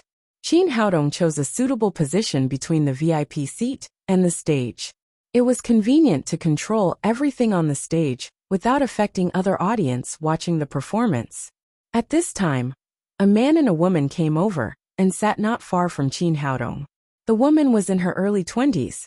She was tall and had shoulder-length hair. She wore a white skirt that could only cover her buttocks and carried an LV bag in her hand. She was born with an oval face. She looked very beautiful, but the makeup on her face was so thick that it covered her original beauty. The man looked about 30 years old. He was short and fat. Needless to say how big his belly was. Anyway, he couldn't see his little brother when he peed. This guy was wearing luxury brands all over his body. It was worth a lot at first glance. He wore 3 big shiny diamond rings and an Omega gold watch worth millions. At this time, his right hand was holding the woman's waist, and his left hand kept moving on the woman's thigh. He was completely like a lecher. The 2 sat together and teased each other, as if there was no one else. At this moment, the woman looked up and saw Qin Haodong in the corner. She cried in surprise, "It's you!" Qin Haodong turned his head and looked in the direction of the voice. When he saw the woman's face clearly, a memory left by his predecessor slowly appeared in his mind. A year ago, Qin Haodong stood in front of Lu Yuqing with a bouquet of red roses in his hand. He said excitedly, "Yuqing, I like you. Be my girlfriend." Lu Yuqing's reaction was far beyond Qin Haodong's expectation. She stared at him and looked disgusted, as if she had been greatly insulted. She said with an exaggerated expression, "Qin Haodong, are you kidding me? How dare a person like you confess to me?" Qin Haodong was recognized as the most handsome man in the university. He had good grades and was very arrogant. At this time, he was shocked by Lu Yuqing. He was stunned and didn't know what to do. He and Lu Yuqing were classmates. They usually talked very well and communicated a lot. They even made some jokes between men and women from time to time. Before this, he had thought that the relationship between the 2 had been smooth. All they needed was a confession. He didn't expect it to be like this. Seeing Qin Haodong's stunned expression, Lu Yuqing asked disdainfully, "Do you have a house in Jiangnan City if you want to pursue me?" Qin Haodong shook his head and said, "No." "Do you have a BMW?" "No." "Do you have a 7-figure deposit?" "No." "Since you have nothing, who gave you the courage to pursue me?" Lu Yuqing said proudly. Do you know that there is a rich young man pursuing me now? His family's assets are hundreds of millions, and he has more than a dozen houses in Jiangnan City. How can you compete with him?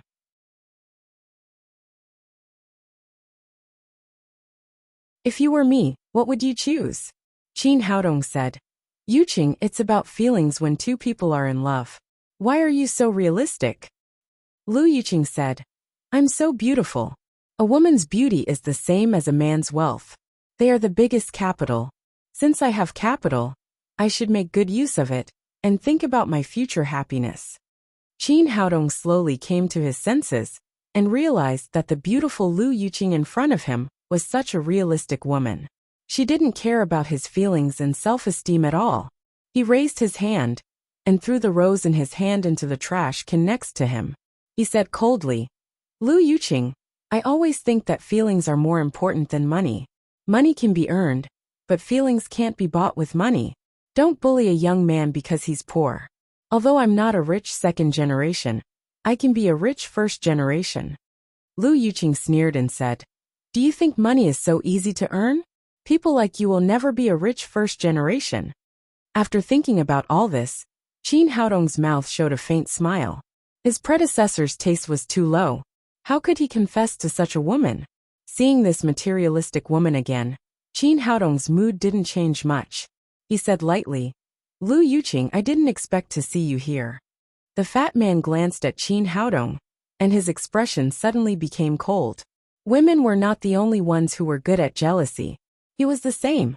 Every time he saw a man who was more handsome than him, he would be jealous to death. Especially this man in front of him was not only handsome, but also seemed to have some inexplicable things with his woman.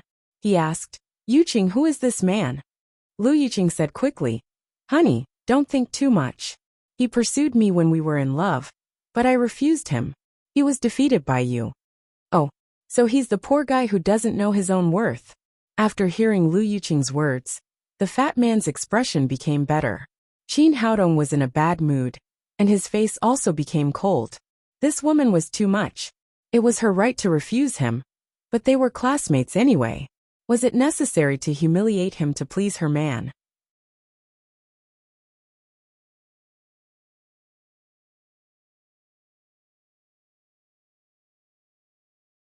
Chapter 197. Qin Haodong said lightly, You're right. You're lucky I didn't choose you. You. Lu Yuqing heard the sarcasm in Qin Haodong's tone and said, Is there anything else you can't accept? Look at this ring on my hand. Zimming bought it for me for 80,000 yuan. This bag of mine is a limited edition LV for 60,000 yuan. Zimming even gave me a beetle car. Can you give me these? Taking a deep breath, she seemed to be still angry and continued. Didn't you vow to me that you wanted to be the first generation to be rich? Didn't you say you would make a lot of money? Where's your money? Where's your wealth? Is it the baton in your hand, or the security uniform you're wearing? Qin Haodong, you're really going backwards. People go to the hospital for internships during the holidays, but you come here to be a small security guard. I feel so ashamed to be your classmate. Qin Haodong didn't care about this kind of woman at all. He said with a smile, It's good to be a security guard. What's wrong with it? You. Lu Yuqing had talked for a long time, just to make Qin Haodong feel ashamed and guilty, so that he would lower his head in front of her. But she didn't expect that he didn't care at all. It made her feel like hitting cotton with all her strength, which made her feel very uncomfortable. Yuqing, don't be angry. People like him are used to being poor, and don't know what it's like to be rich. Naturally, he can't understand how terrible poverty is. The fat man said, Let me introduce myself. I'm Wang Zimming. My family has 3 companies with assets of more than 100 million yuan. Well, since you and Yuqing are classmates, I'll treat you to dinner tonight. I'll let you see what the upper class is, and let you feel the life of the rich. The reason why he invited Qin Haodong to dinner was naturally not out of kindness. His purpose was to show off how rich he was and trample on Qin Haodong's dignity to relieve his inferiority complex. At the same time, he could make Lu Yuqing fall in love with him. His inner thought was that even if Qin Haodong was handsome, he was still a poor man and couldn't compare with him. However, Qin Haodong glanced at him and said, I don't eat with everyone. You're too ugly. I can't eat if I look at you. You pauper, what are you pretending for? Wang Ziming said as he took out a stack of brand new Huaxia currency from his bag. He held it in his palm and said, "Come to dinner with me tonight, and this money is yours." In his opinion, 10,000 yuan was enough for a poor person to live for a year. Qin Haodong would definitely put down his dignity and bow to him. However, Qin Haodong didn't even look at him and turned his head to the side. "Boy, you are good at pretending. I want to see how long you can pretend," Wang Ziming said and took out a stack of Huaxia currency and slapped it in his palm. 20,000 yuan. This time, Qin Haodong turned more thoroughly.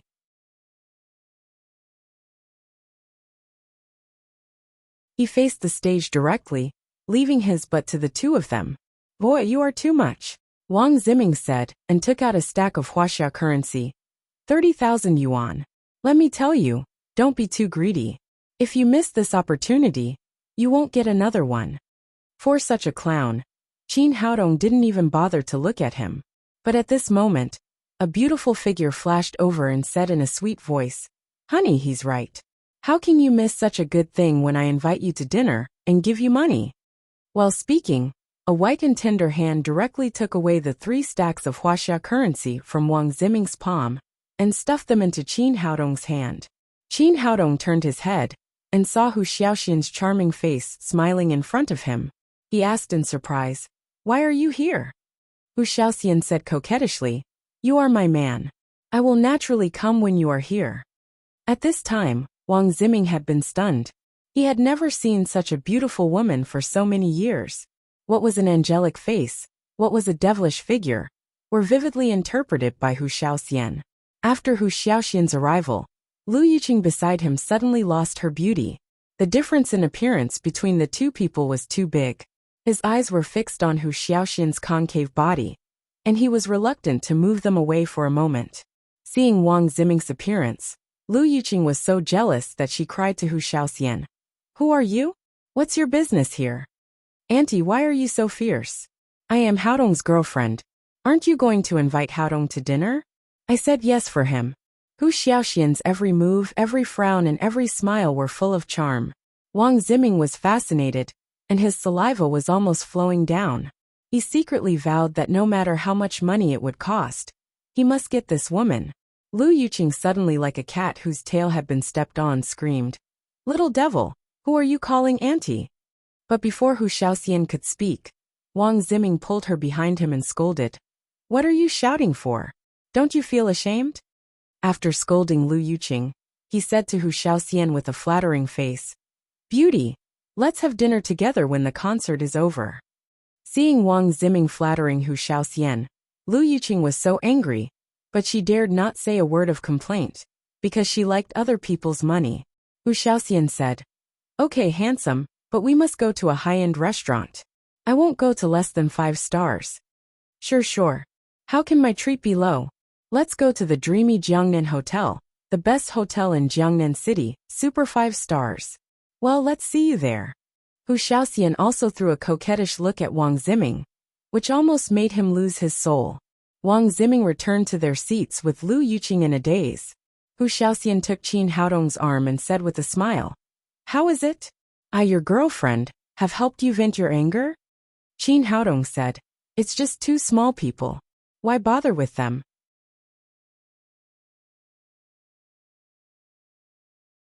"I didn't agree to go eat with that damn fatty. If you want to go, go by yourself. Don't you worry about letting such a delicate beauty have a meal with that fatty. That guy obviously doesn't have any good intentions towards me." "Worried? If there's anything I'm worried about, it's that fatty. I'm afraid he'll be toyed to death by you." Qin Haodong despised Hu Xiaoxian fiercely. How could a master at the 2nd level of covert power say that he was delicate? He was afraid that only a few people in Jiangnan City could be her match. "I just want to kill that fat man. Who let him bully my man?" Hu Xiaoxian laughed and said, "I just saw them ganging up to bully you. Since this kind of person likes to pretend, if we force him, we'll slap his face." Qin Haodong knew that Hu Xiaoxian was being kind, but he still said, "I can't do that. I have an appointment with my friends tonight. I don't have time to have dinner with them." What's wrong with that? Let's go together. The more people there are, the livelier it will be. When the time comes, we'll ruthlessly slaughter that damn fatty and make him bleed a little more. Hu Shaoxian took Qin Haodong's hand and said, Anyway, I've already promised him to go. If you don't go, I'll take you there. Seeing that more and more people were paying attention to them, Qin Haodong said helplessly, Well, let's wait until the concert is over. Then I'll ask my friend. If he agrees, we'll go. If he doesn't agree, forget it. Don't worry, I'll make him agree. Wu Shaoxian laughed. How did you get in? The concert is about to start. Hurry up and find a place to sit. Of course I got a ticket to come in. Hu Shaoxian took out a VIP ticket and shook it in front of Qin Haodong. Then she sat on a chair not far away and looked at him with a smile. She made a face from time to time. Qin Haodong was not surprised about this. As a member of the special department, it was very easy to get a VIP ticket. After a while, the concert finally began. The curtain opened, and the radiant Ouyang Shanshan came out from the backstage holding the extremely beautiful little fellow. As soon as the two beauties appeared, they won the applause of the audience. The two people sang as they walked. Ouyang Shanshan's voice was high and melodious, and the little fellow's voice was pure and sweet. The two voices perfectly combined and complemented each other, like the sound of nature. Originally, there were many people who disagreed with Ouyang Shanshan's arrangement. They thought that a child should not be allowed to participate in such an important concert. Tang Tang used her beautiful voice to stop these people's mouths, and won the applause and love of all the audience at the scene. The whole concert was unprecedentedly enthusiastic. Many people's palms were numb. After 3 hours, the concert successfully came to an end. During the whole concert, Wang Ziming's eyes had been wandering between Ouyang Shanshan and Hu Shaoxian next to him.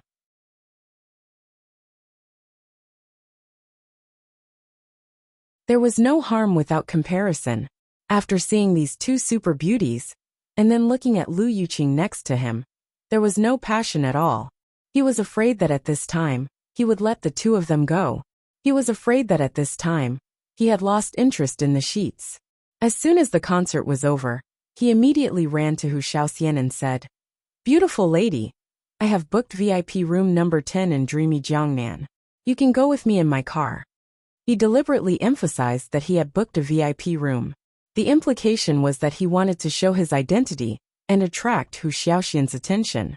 In fact, VIP room number 10 was the lowest of the VIP rooms in dreamy Jiangnan, which was much lower than the VIP room number 3 with the terrace. Hu Shaoxian didn't seem to understand the meaning of his words. She said lightly, You go first. My boyfriend and I have something to deal with. We'll go together later. Wang Ziming was slightly disappointed, but he still said, Well, I'll wait for you in the VIP room.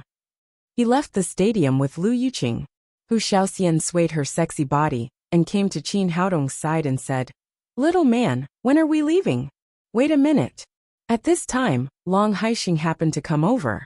Qin Haodong briefly introduced the situation and said, Brother Long, how about going to dreamy Jiangnan together? After learning that Long Haixing desperately prevented drugs from entering the underground world of Jiangnan, Qin Haodong directly changed his address to Brother Long Haixing was secretly happy. He knew that his relationship with this young man was closer. He said, I just want to get together with my brother and have a toast. It doesn't matter where we are. After that, he turned to Da Fei and said, Can you send my wife and Xiaobao home first? Da Fei said, Boss, what about your safety? Long Haixing said, I am with Brother Qin. There is no problem with my safety. You go back first. Da Fei nodded. He had a deep understanding of Qin Haodong's skills. They were more useful than 100 bodyguards. Later, Qin Haodong called Sword and Whip and arranged for them to send the little fellow and Ouyang Shanshan to dreamy Jiangnan after removing their makeup. Everything was arranged. Qin Haodong, Hu Shaoxian and Long Haixing got in the car together. Long Haixing asked, Brother Qin, who is this girl? Why don't you introduce her?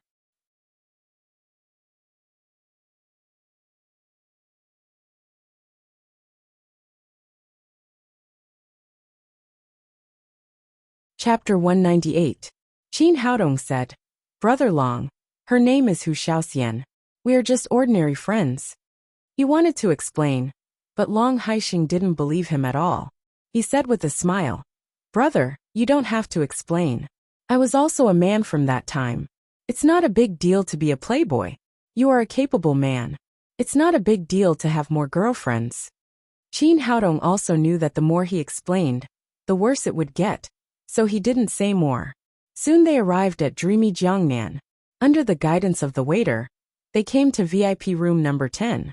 Compared with the previous VIP room number 3, the area here was half the size, and the decoration was much worse, but it was still a grade higher than the ordinary private room. Wang Ziming and Lu Yuqing had been waiting in the private room for a long time. When Qin Haodong came in, Wang Ziming didn't move, but then he saw Hu Xiaoxian following closely behind, and immediately greeted her with a smile. "Beautiful lady, you're here. Please sit down," Hu Xiaoxian said with a smile. "Handsome, Haodong and I also brought a friend. Do you mind?" "I don't mind, of course not." Wang Ziming glanced at Long Haixing, who was wearing sunglasses, and didn't pay attention to him at all. In his opinion, the friend of a small security guard was certainly not a great person. After they were all seated, he looked at Qin Haodong proudly and said, "What do you think? Security guards like you have never been to such a luxurious entertainment place in your life. Have you? Let me tell you, a meal here is enough for you to earn several years as a security guard. It's right to bring your friend here. I guess it's impossible for you to eat here from now on. You know, the VIP room of dreamy Jiangnan can't be booked with money. It's a symbol of status." Hearing this guy's words, Long Haixing's face suddenly sank. As the underground leader of Jiangnan City, who dared to talk to him like this? However, everything he did today was based on Qin Haodong. Seeing that Qin Haodong didn't say anything, he didn't speak.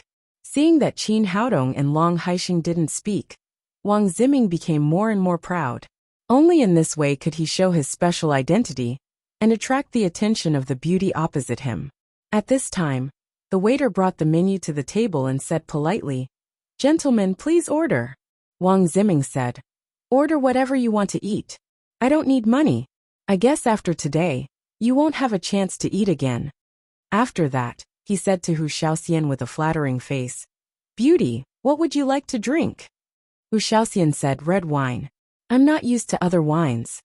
Although she still had a smile on her face, in her heart, she was already extremely disgusted with this self-righteous fatty. She had to ruthlessly rip him off with a knife. Red wine must be good. Only then will it have a taste.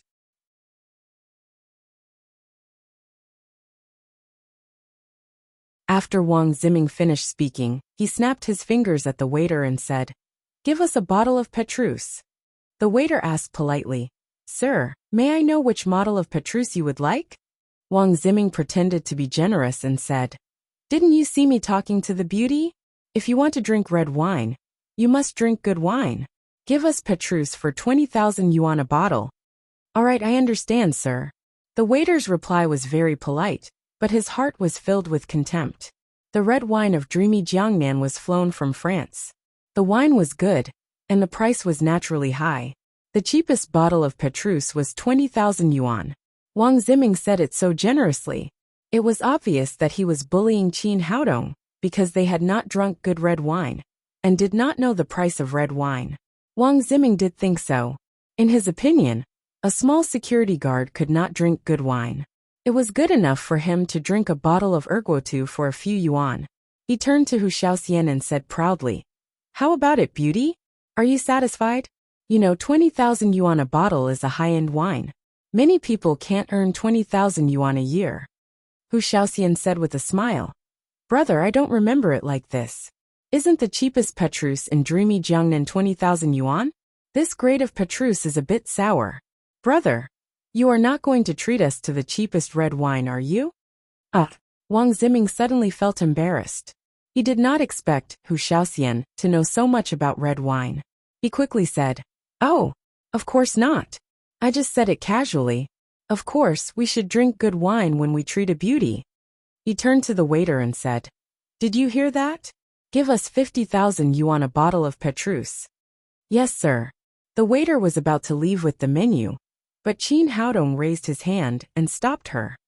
Wait a minute, miss. Is there only one bottle of red wine ordered by Mr. Wang? Yes, sir. There is only one bottle of Petrus. But there are 5 of us. How can one bottle of red wine be enough? Qin Haodong said to Wang Ziming, Mr. Wang, didn't you say you would take me here to broaden my horizons? We are all good drinkers. Everyone's glass can't be filled with a bottle of red wine. You won't be so stingy, will you? Since he was here today, he would make this guy pay more.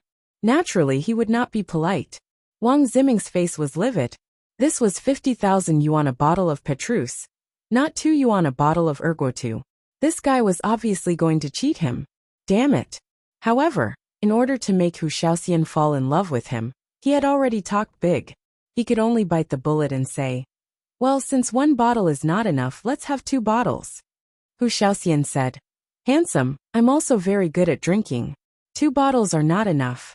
How about 1 bottle for each of us? You are so generous. You don't care about the wine, do you? No, of course not.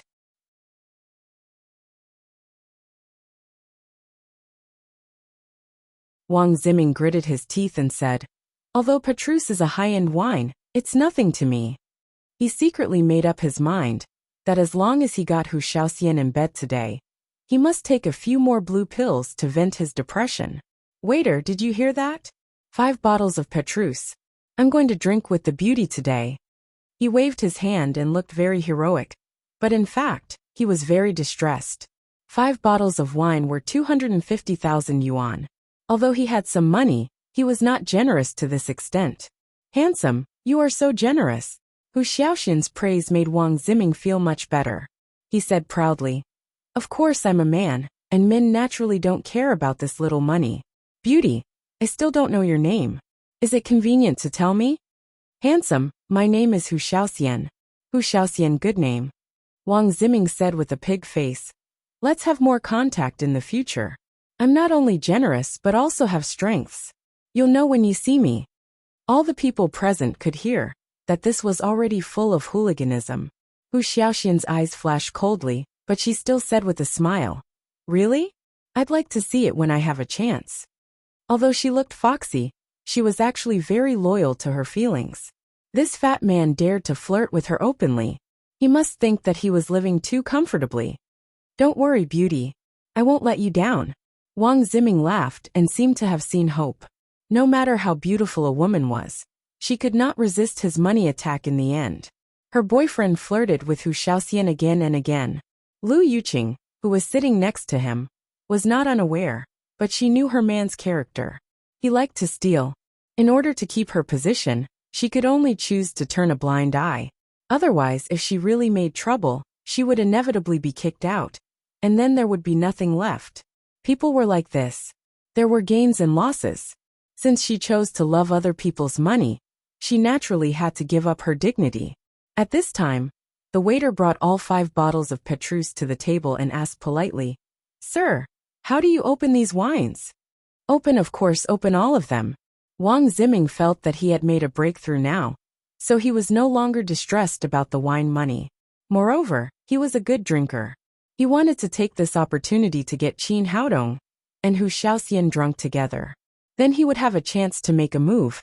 The waiter opened the wine one by one, and then put a bottle in front of each of them. Wang Ziming said to Qin Haodong, this is the first time we meet. Do you dare to have a drink?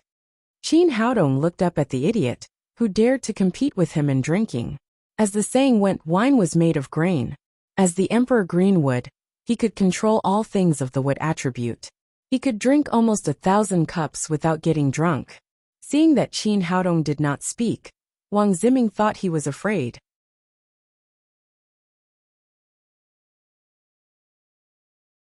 He stood up and pretended to be heroic and said, Are you a man? If you are a man, let's have a drink. Qin Haodong said, Well, since Boss Wang is in a mood, let's have a good time. How about 1 bottle for each person and drink it? 1 bottle for each person? Drink it. Wang Ziming was a little dumbfounded. Although he was a good drinker, he had never drunk like this. How about it? Are you a man? If you are a man, let's have a drink. Qin Haodong returned what he had just said, but a glass became a bottle. This. Wang Ziming was still a little hesitant. If he drank such a big bottle of wine directly, he might really get drunk. Hu Xiaoxian said, "What's wrong, handsome? You don't dare to drink a bottle of wine, do you?" "Impossible.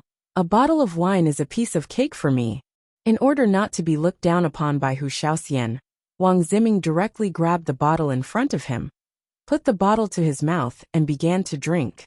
When he drank half of it, he felt that the wine was coming up, and he couldn't drink it anymore. But at this time, Qin Haodong had drunk the bottle of red wine in his hand like drinking water. In order to save face, Wang Ziming could only bite the bullet and drink all the remaining half bottle of wine in his hand. After drinking, he felt a little dizzy. "Handsome, good drinker, you are a man." Hu Xiaoxian applauded softly. "Of course, I am handsome and generous." After that, he raised his hand to grab Lu Yuqing's hand and rubbed the ring off her finger. Lu Yuqing's finger hurt from the rub, but she didn't dare to say anything. She was used to this kind of life. Wang Ziming held the diamond ring and said, "See? It costs 80,000 yuan for such a big diamond ring. But it's a small amount of money for me. As long as I like a woman, I am willing to spend money for her." He held the diamond ring and glanced at Qin Haodong and Long Haisheng. He said proudly, 80,000 yuan is enough for you to earn for a few years? You won't buy such a big diamond ring for a woman in your life, will you? It's nothing to me. You have seen these wines just now. They add up to 250,000 yuan. It's an astronomical figure for you. It's a huge sum of money, but it's just a meal for me.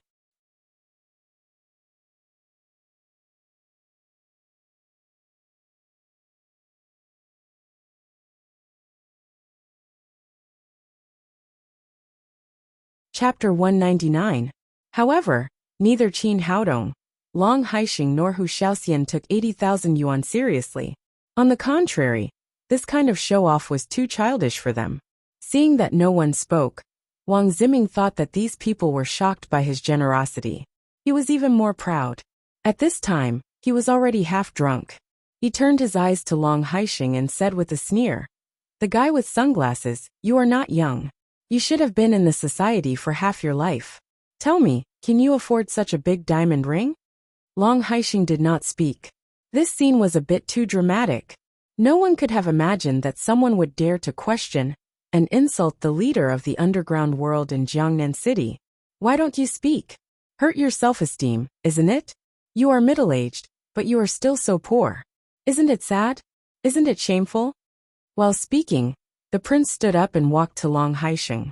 He patted him on the shoulder and said, "I hate it when people pretend to be pretentious.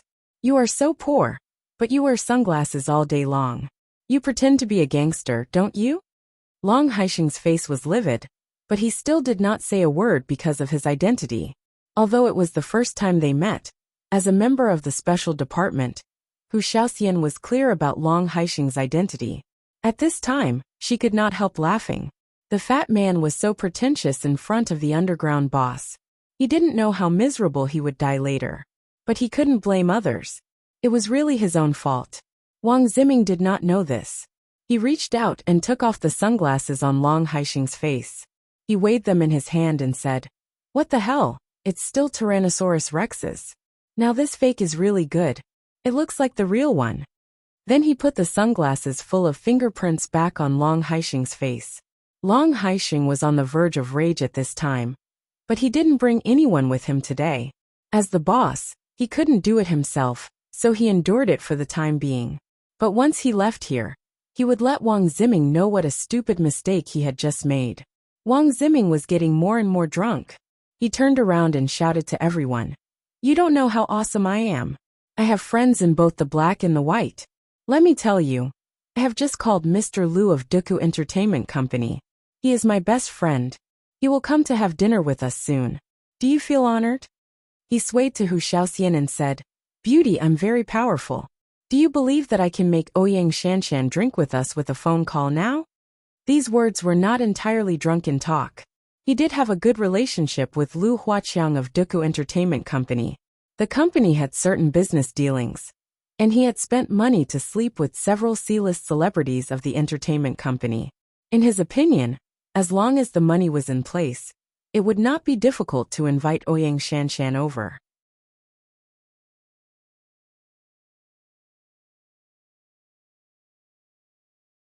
After all, no matter how famous Ouyang Shanshan was, she was still an artist working under Lu Huaqiang. He did not know that Ouyang Shanshan controlled Lu Huaqiang's life-death note and was treated like a living Buddha by Lu Huaqiang. Hu Xiaoxian smiled and said, "Really? Brother, I don't believe it. Why don't you invite Ouyang Shanshan to show us?"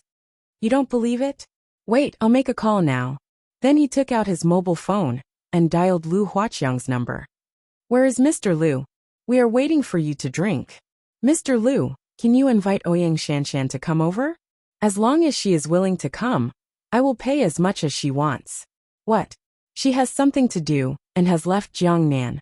After a few minutes, he hung up the phone and said to Hu Xiaoxian awkwardly, "I'm sorry, beauty.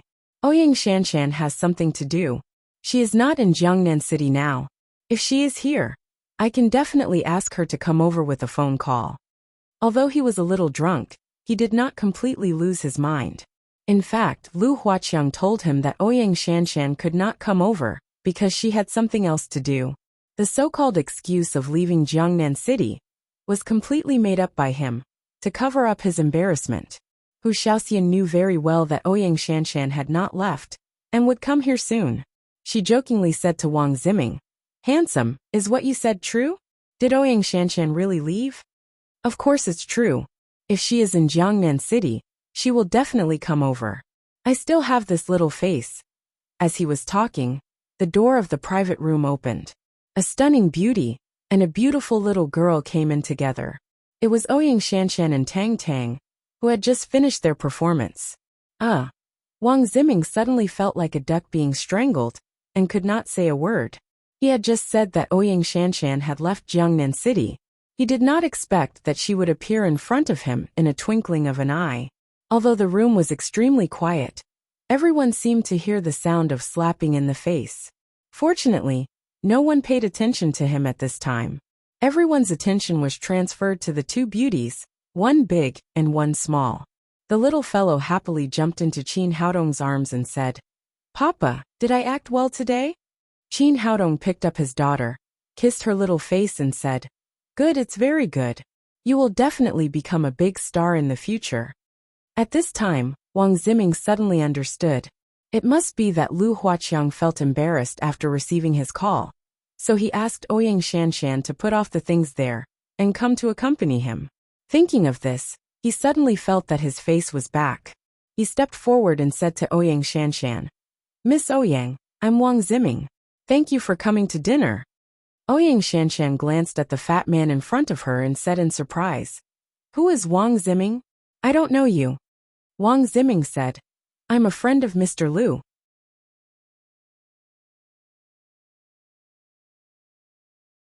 "Didn't Mr. Lu ask you to come over for dinner?" "I'm sorry, I didn't get Mr. Lu's call, and I don't know who you are. I'm here to find my friend." Ouyang Shanshan had seen this kind of person many times. After that, she ignored him and stepped to Qin Haodong's side and sat down. Wang Ziming stood there with his face burning and embarrassed. In less than 3 minutes, he was slapped in the face twice in succession. Even if he was thick-skinned, he felt extremely ugly. He couldn't understand how Ouyang Shanshan came if she hadn't received his invitation. Was she really a friend of this little white face in front of him? How could this be possible? How could a big star know a little security guard? At this time, Hu Xiaoxian was on the left side of Qin Haodong, and Ouyang Shanshan was on the right side. The two beauties accompanied each other, which made Wang Ziming go crazy with jealousy. He took his mobile phone out of his pocket and dialed Lu Huaqiang's number again. He wanted to ask what was going on, but soon after he dialed, a sweet music sounded from the door, and Lu Huaqiang pushed the door and came in from the outside. Seeing Lu Huaqiang, Wang Ziming looked happy and quickly put away his mobile phone to greet him. "Brother Lu, you're here. Didn't you introduce me to Ouyang Shanshan? Why did she say she didn't know me?" "Ouyang Shanshan, is she here?" Lu Huaqiang only knew that Qin Haodong called Ouyang Shanshan away, but he didn't know where they went. He glanced around the room and suddenly saw the two people sitting opposite him. When Wang Ziming asked him to come to dinner, he had said that today he would have dinner with his girlfriend's ex-boyfriend, a little security guard who had never seen the world, and asked him to come and help him. Originally, Lu Huaqiang didn't care. But at this time, when he saw Qin Haodong's security uniform, he immediately understood who the little security guard Wang Ziming was talking about was. He couldn't help crying in his heart. This was not a little security guard. He was clearly the big boss of Daddy's security company, the living ancestor that he couldn't afford to offend. At this time, he had already cursed Wang Ziming's ancestors from the beginning to the 18th generation in his heart. This was obviously a trap. Not to mention stepping on Qin Haodong, he was trembling. However, he was also an experienced man, and his brain turned very fast. He pretended to say, "Oh, Brother Wang, I suddenly remembered that I have something important to do. You're busy. I'll go first."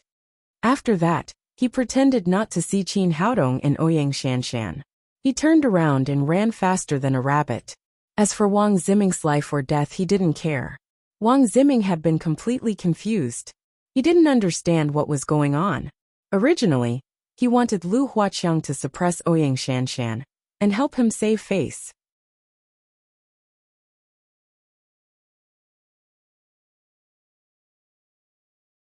But how could this man just come and leave, and run so fast that he didn't even give him a chance to ask questions? Looking back at Qin Haodong, he seemed to feel the sarcasm in Hu Xiaoxin's eyes. No, I must get back this face today. Since the legal way doesn't work, then I'll find the underworld. Thinking of this, Wang Ziming turned into the bathroom, took out his mobile phone, and dialed a phone number. "Cousin, I'm having dinner with someone in dreamy Jiangnan. There's a guy who doesn't give me face. Come and help me teach him a lesson and support me. Don't worry, I'll definitely pay for my brother's hard work." After Wolf left Lin's group with Guo Xiaomei, he took her directly to his base camp, Black Rose Bar. This time he lost 1 million yuan in vain. Of course, he couldn't pay the money himself. He had to squeeze it from Guo Xiaomei. However, Guo Xiaomei didn't have so much money. After suffering a lot, she barely took out 500,000 yuan. She also gave Wolf an IOU of 500,000 yuan. Then she was left in the bar as a waitress. Miss Tai, when she paid off the debt, she could leave. Although the matter had been solved, Wolf was still very depressed. He was sitting in the bar drinking when he suddenly received a call from Wang Ziming. Hearing that Wang Ziming was willing to pay for him to trample on people, he couldn't help but feel excited. He just happened to get back some of the losses of the past 2 days. But now he was also a little scared. He was afraid to go out and meet Qin Haodong again. He quickly asked, "Is the person you said a doctor?" Wang Ziming said, "Not a doctor, just a small security guard. He has no background at all." Hearing that it was not a doctor, Wolf was immediately relieved. As long as it was not Qin Haodong, he was not afraid. He patted his chest and said, "Don't worry, such a small person. I promise to trample on him. How far do you want me to go?" Thinking of Qin Haodong's handsome face, Wang Ziming was jealous to death. He said fiercely, "Break the boy's legs, and then scrape his face. I like his woman and I want her. It's easy to do, but you have to pay 500,000 yuan after it's done." Wolf opened his mouth and was ready to get back the 500,000 yuan he had just lost from Wang Ziming. Although the price was a little expensive, Wang Ziming gritted his teeth and said, "No problem." Wolf said, "That's a deal. You wait. My cousin will be here in 5 minutes." After the phone call, Wang Ziming suddenly had confidence. He thought that these bumpkins who had never seen the world would be scared to death when the wild wolf came.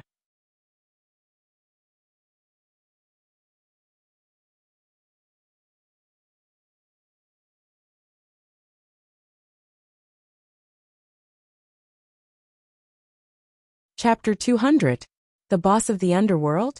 Hu Xiaoxian inadvertently glanced at Long Haisheng, who was sulking next to her, and said, "Are you sure your cousin is the boss of the underworld?"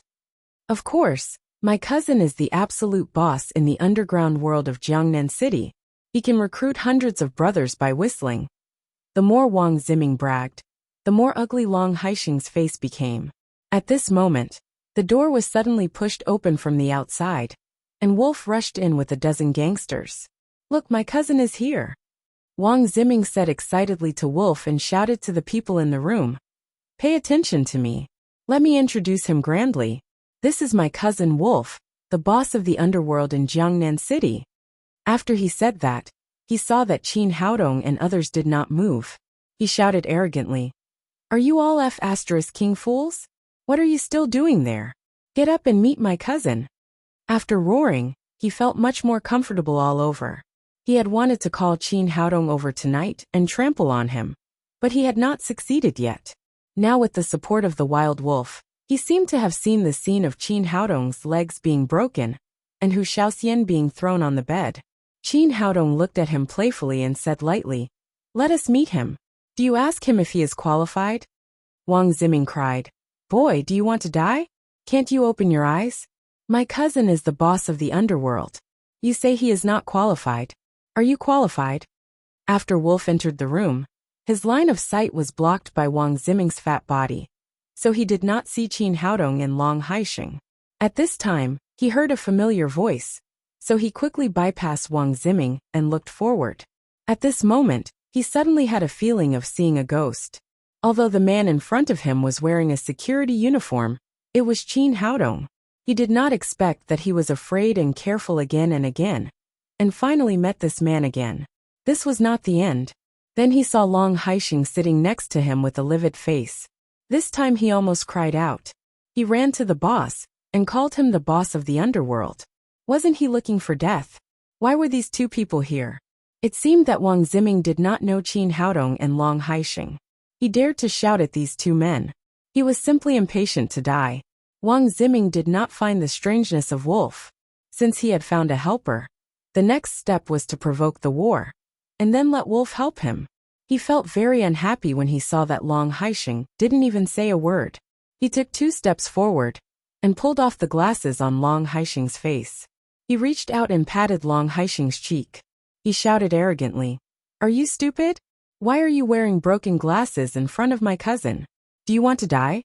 He didn't think much of it, but the wolf behind him was so scared that his bones had gone soft. He really wanted to die now. Who was Long Haixing?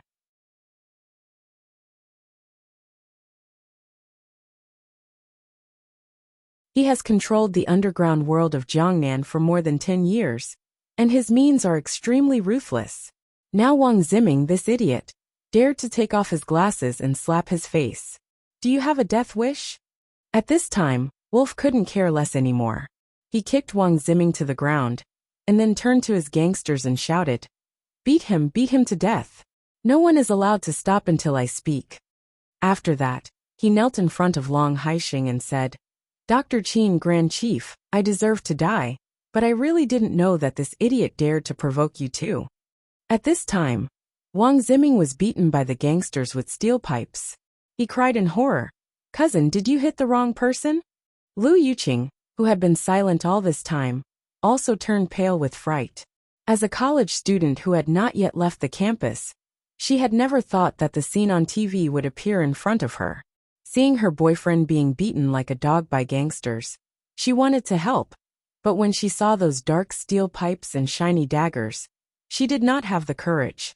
On the contrary, the little fellow in Qin Haodong's arms was much calmer than her. The little fellow had seen her father teach gangsters a lesson, and she had experienced the battle with Taoist Dao Tong. These small scenes did not affect her at all. She did not even look at Wang Ziming. She concentrated on enjoying a plate of braised ribs in front of her. "What do you think I'm doing?" Wolf gnashed his teeth angrily and cried, "I must kill you today, you ignorant thing," for our dragon head to vent his anger. Qin Haodong looked at Wolf with a playful face. This professional cousin was really destined to meet him. He had bumped into him again and again these days. Wang Ziming was beaten to the ground and cried, "Cousin, we are relatives. You can't do this. Is there any misunderstanding between us?" "Misunderstanding your grandma?" Wolf scolded angrily and raised his hand to stop the gangsters. He looked at Long Haixing and asked Wang Ziming, "Do you know who this man is?" Wang Ziming wiped the blood from the corners of his mouth. The drunkenness was completely gone. At this time, even if he had no brain, He could see that the identity of the middle-aged man wearing sunglasses was not simple. Otherwise, the wolf would not be scared like this. Wolf cried, "Remember, this is Mr. Long, the dragon head of Jiangnan City." This sentence was like a bolt from the blue, blasting Wang Ziming to a crisp on the outside and tender on the inside. He never thought that the middle-aged man he did not see at all turned out to be the king of the underground world of Jiangnan City, Long Haisheng. At this time, a huge chill rose from the soles of his feet and quickly spread all over his body. As a man of Jiangnan City, it was impossible for him not to know Long Haisheng's reputation. God, what did he do? He took off his glasses twice and reached out to pat his face.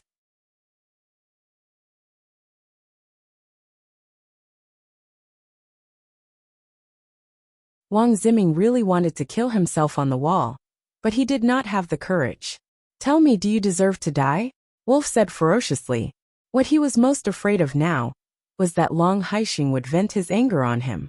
The dragon head had not spoken until now, so he had no confidence at all. Wang Ziming came to his senses and knelt down in front of Long Haisheng. "Forgive me, dragon head. I was blind. I didn't recognize Mount Tai. I deserve to die. I really deserve to die." Long Haisheng finally spoke. He pointed to Qin Haodong and said in a cold voice, "Apologize to my brother first. If he doesn't forgive you today, you must die." Wang Ziming looked at Qin Haodong with a blank face. He was very puzzled. Wasn't this a small security guard? How could he become the brother of the dragon head? Today he wanted to trample on this toy boy. He didn't expect that he would kick an iron plate. Now his life was in the hands of others. Long Haisheng was famous for his cruelty. He had no doubt about the authenticity of his words. As long as Qin Haodong was not satisfied, he was afraid that he would say goodbye to the colorful world. Thinking of this, he did not dare to delay. He knelt directly in front of Qin Haodong. He raised his hand and slapped himself in the face. He said, "I'm sorry. I was wrong today." At this moment, looking at Wang Ziming kneeling on the ground, Lu Yuqing's mood was extremely complicated. She thought that refusing Qin Haodong and accepting this rich child was the best choice in her life. But now it seemed that it was really right. At the same time, she was also full of doubts. Qin Haodong was her college classmate. His family had always been poor. He had been working outside and studying. Just now he was a security guard in the stadium. How could he become the brother of the Jiangnan dragon head in a twinkling of an eye? Qin Haodong looked at Wang Ziming kneeling on the ground and said, "Get out of here. Don't affect my daughter's meal."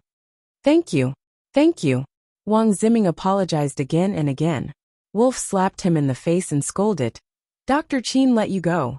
He is generous, but you can't know what's good for you." Wolf was now trying his best to leave a good impression on Long Haisheng. "Then, what do you want me to do?" Wang Ziming asked, covering his face. "Pay. How much should I pay?" 10 million. Wild Wolf not only used Qin Haodong's method of punishing him on Wang Ziming, but also increased it tenfold. Isn't it too much? Can you reduce it a little?" Wang Ziming asked with some pain. All his current liquidity was barely more than 10 million yuan. "Bullshit." Wolf raised his hand and slapped Qin Haodong's face again. "You offended Dr. Qin. It's already a great gift for you to pay for your life.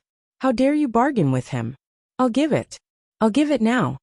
Wang Ziming took his handbag tremblingly, took out the checkbook from it, wrote a check of 10 million yuan, and sent it to Wolf.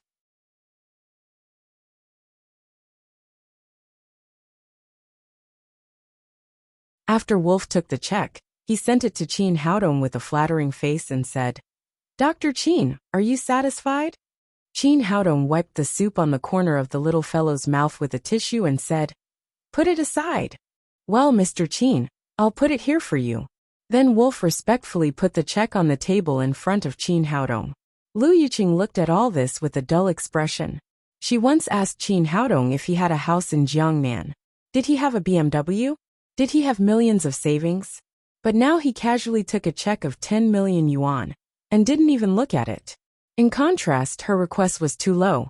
After Wolf put the check, he turned to Long Haisheng and said, "Long Tu, what do you think of this guy?"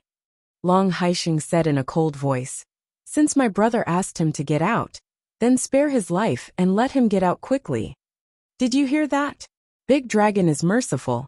You can go away. Wolf said and kicked Wang Ziming's butt. Yes, I'll get out now. Wang Ziming turned around and ran. He bumped into Long Haisheng and was able to get out alive, which was equivalent to saving his life. As for Lu Yuqing next to him, he didn't even look at her. Women were just playthings in his eyes. Lu Yuqing was stunned and didn't know what to do for a while. Hu Shaoxian looked at her with a smile and said, Do you know that the biggest mistake you made in your life is to miss the best man? It's nothing to have a house in Jiangnan. The little man's family has a villa of more than 2,000 square meters. I came out to watch the concert because I felt that the house was too big. The little man doesn't have a BMW, but he has a Lamborghini worth 40 million yuan, which can buy dozens of BMWs. As for how much money he has, I don't know, but I guess it's more than 9 figures. Lu Yuqing seemed to be greatly stimulated. She screamed, It's impossible. He's obviously a little security guard. I just saw him in the stadium. Hu Shaoxian said, Do you think he's a security guard in a security uniform? Have you heard of the most famous daddy security company in Jiangnan? The little man is the big boss of the company. Today, because Daddy Security Company is responsible for the security work of Miss Ouyang's performance, he wore the security uniform for a while. How could this be? How could this be?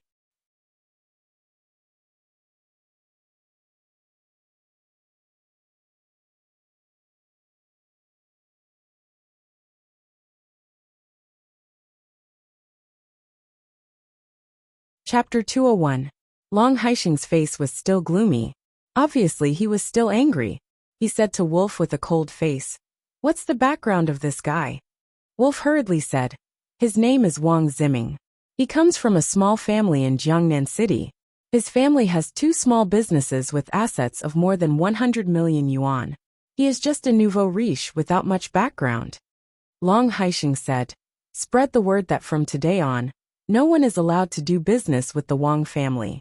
Otherwise you are against Long Haisheng. I will leave this matter to you. Just take it as today's merit to make up for your mistake. 3 days later, I want to see the Wang family go bankrupt and let Wang Ziming go begging. If you can't do this, then you can go begging. Wolf was so scared that he hurriedly promised, Please rest assured, I will make you satisfied. He was relieved. Today's matter had finally passed safely, but at the same time, he began to mourn for Wang Ziming's family. They had offended Long Haisheng and could not have a foothold in Jiangnan City, not to mention such a small Wang family, once a large enterprise with assets of tens of billions, was completely erased from Jiangnan City by Long Haisheng's words. No one dared to do any economic transactions with them. Then the bank urged loans, creditors came to their door, and the economic chain was broken.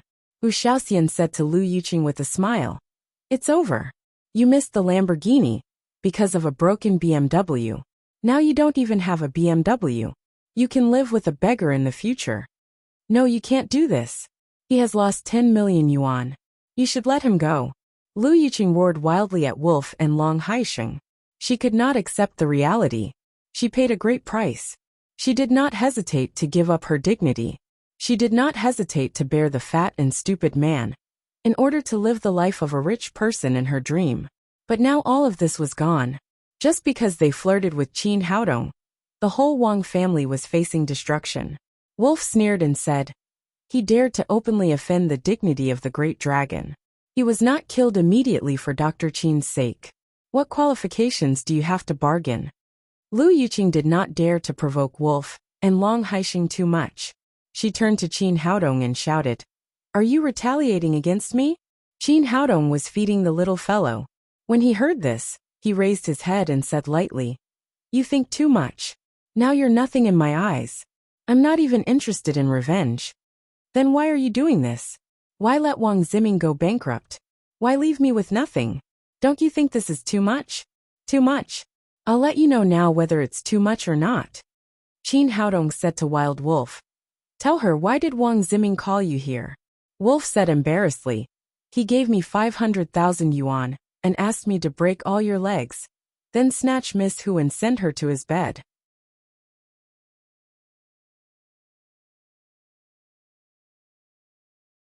Qin Haodong said to Lu Yuqing in a cold voice. Did you hear that?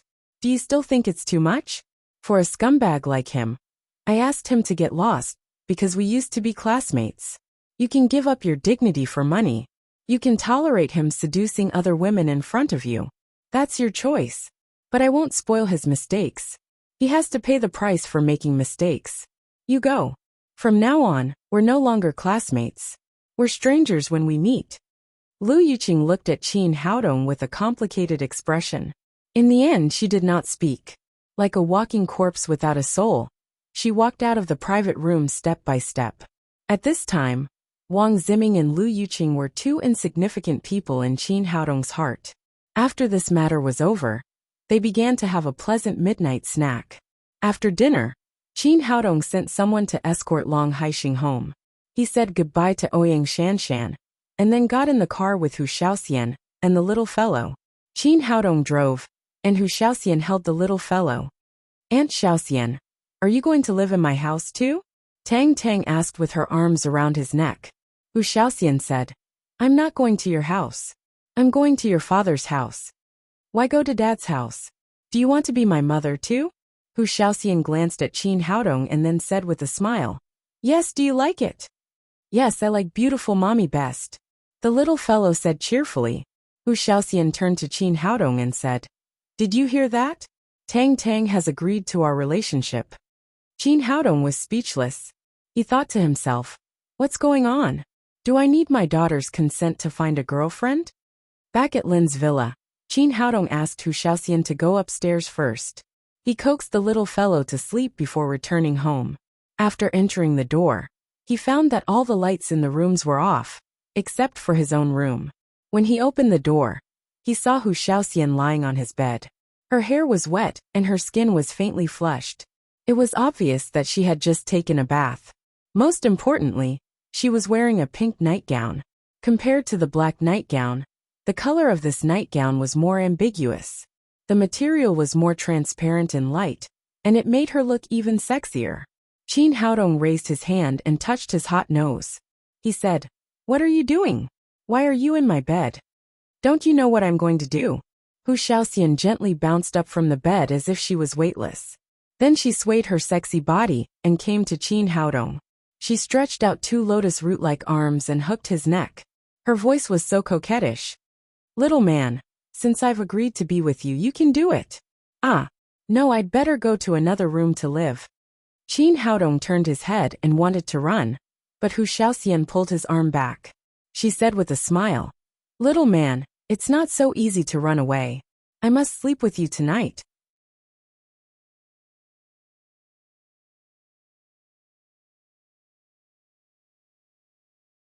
As a man, Qin Haodong never thought that he would be pushed by a woman.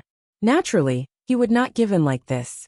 However, his cultivation was only at the 9th level of overt power, which was much worse than Hu Shaoxian's 2nd level of covert power. The result of his desperate struggle was that his acupoints were blocked. Seeing that his behavior was restrained, Qin Haodong hurriedly cried, Hu Shaoxian, stop. What are you going to do? Little man, didn't I tell you what I was going to do? Hu Shaoxian smiled. She raised her hand and pulled off Qin Haodong's coat. Then she untied his belt and pulled off his trousers. Hey, stop it right now. Qin Haodong still wanted to say something, but Hu Shaoxian raised her hand and blocked his mute acupoint. Then she kissed him on the cheek and said, You're too noisy. That's good. After that, she threw Qin Haodong on the bed with only a pair of trousers left. Qin Haodong secretly complained. Although his genuine qi was extremely pure, his cultivation was a level lower than Hu Shaoxian's. It was not possible to break through the acupoints in a short time. At this time, Hu Shaoxian began to untie her clothes and slowly took off her pink pajamas that were better than nothing. Her beautiful figure that could drive countless men crazy was revealed in front of Qin Haodong without any cover. How is it? Do I look good? Hu Shaoxian said coquettishly. Qin Haodong felt that his nostrils were getting hotter and hotter. He was afraid that if it went on like this, he would have a nosebleed. He wanted to close his eyes, but he was reluctant to give up the beautiful scenery in front of him. Hu Shaoxian also got on the bed and lay beside Qin Haodong. First, she gently pecked on his lips, and then stretched out her two white and tender hands to take off his last underwear. Chin Haodong, who was originally unwilling to be bound, was immediately exposed to the air with his head held high and chest out. "It's over," Chin Haodong secretly complained. He didn't expect that the first time after his rebirth would be pushed down by someone like this. However, looking at the extremely beautiful Hu Shaoxian, he faintly had an instinctive expectation in his heart. Unexpectedly, what happened next shocked him. Hu Shaoxian held him in her arms, patted his face and said, "Well, let's go to sleep." Chin Haodong almost vomited blood. Did she make such a big scene, and make such a scene just to sleep with him in her arms? How could he be worthy of being the second in command? But in fact, Hu Shaoxian didn't care about his emotions at all. She directly hugged his neck, and they fell asleep in each other's arms. In the beginning, Chin Haodong felt Hu Shaoxian's tender and smooth skin. His nostrils were filled with a strong body fragrance, and his blood was in a state of boiling. However, Hu Shaoxian really fell asleep, and she slept very soundly. Soon there came the sound of even breathing.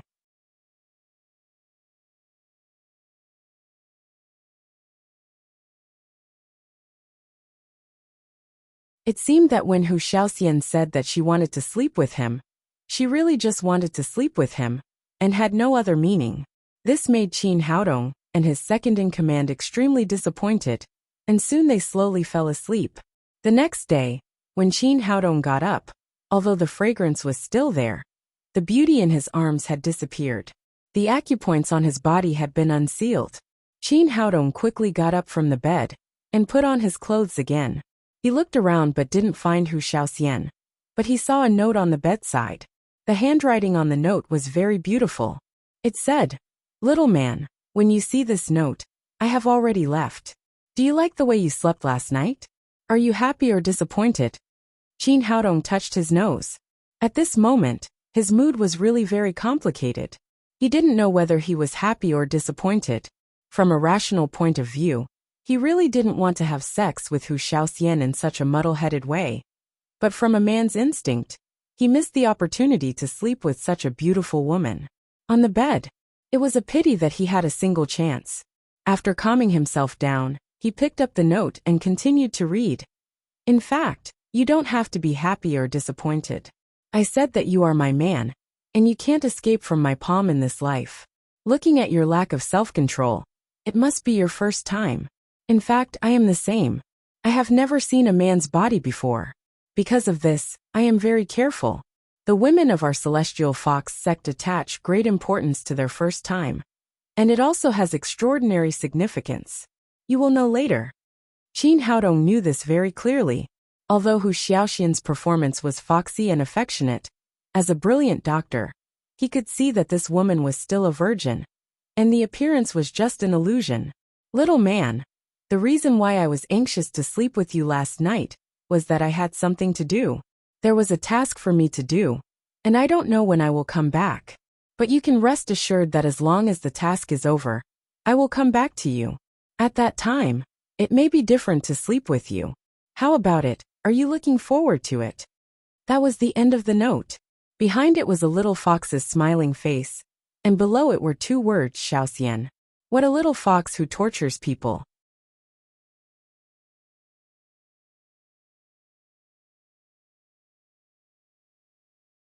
Chapter 202. In order to find out the origin of the nine-dragon tripod, Chin Haodong once told Fatty Wong to call him, as soon as the grave robber, named Dilong, appeared. Now Fatty Wong's phone call came. Did Dilong appear? Now he was trapped in the bottleneck of the Foundation realm, and his cultivation could not be improved at all, which made him extremely depressed.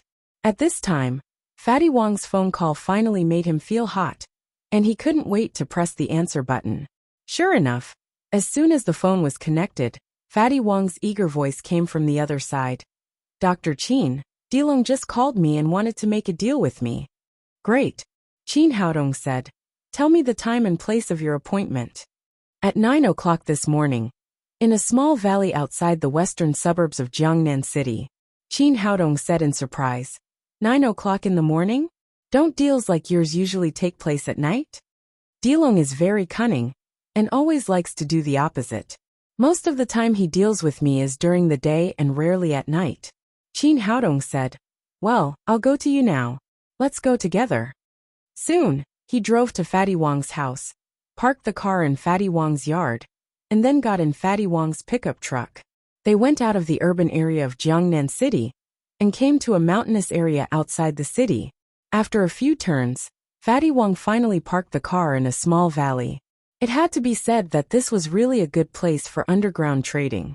It was not only very hidden, but also accessible in all directions. Once the police came, it was also convenient to escape. When they arrived, an SUV was already parked there. A skinny middle-aged man, who was only 1.6 meters tall, was standing in front of the car and smoking. His eyes glanced around from time to time, looking extremely vigilant. Fatty Wang told Qin Haodong, "He is Dilong, a master of grave robbing. The 9-dragon tripod was bought from him. This man has always been very careful, and always deals one-on-one. He will run when he sees you later." Qin Haodong said, "You just need to park the car. He can't run away." Then he parked the pickup truck in front of the SUV.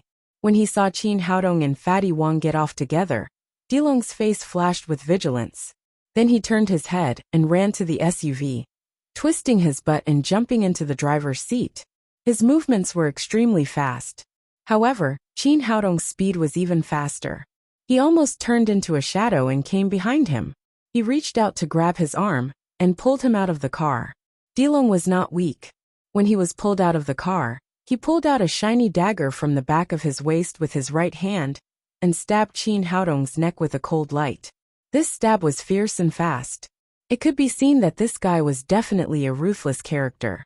Qin Haodong raised his hand and knocked away his dagger.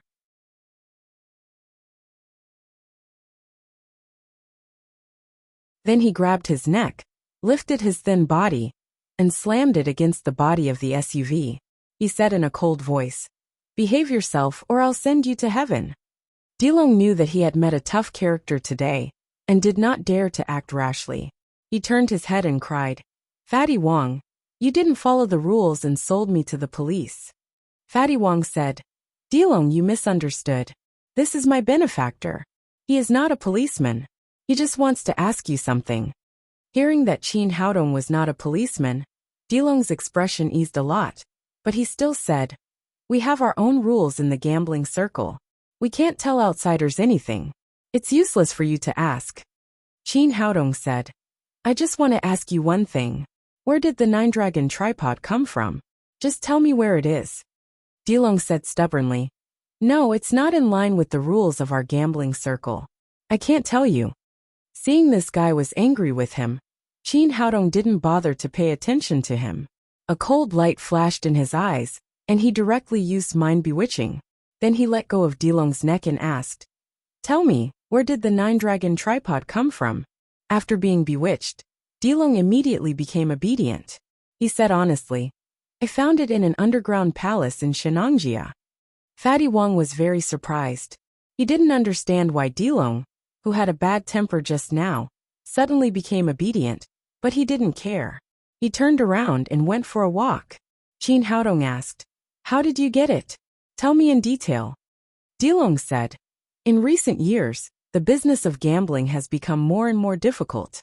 The big ancient tombs are officially protected, and the unprotected ones have been stolen countless times. There is nothing at all. I had no choice but to go to Shenangjia.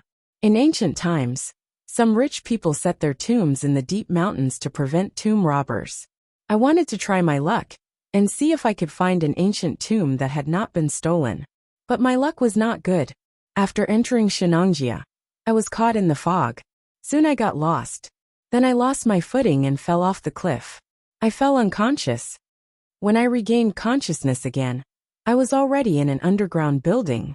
I carefully observed that it was not an ancient tomb, but an underground palace." Qin Haodong was secretly happy. This should be the cultivator's relic he was looking for. Dilong continued, "I broke my left arm and right leg at that time, and it was very difficult for me to move. Later, I found a stone room next to it, with the 9-dragon tripod and some bottles and jars in it. I was very hungry at that time, In order to survive, I climbed into the room and tried to find something to eat. Unexpectedly, there was nothing to eat in the stone room, but all kinds of small pills. At first, I was afraid that these pills were poisonous, so I didn't dare to take them. Later, the pain was too severe, and I was hungry.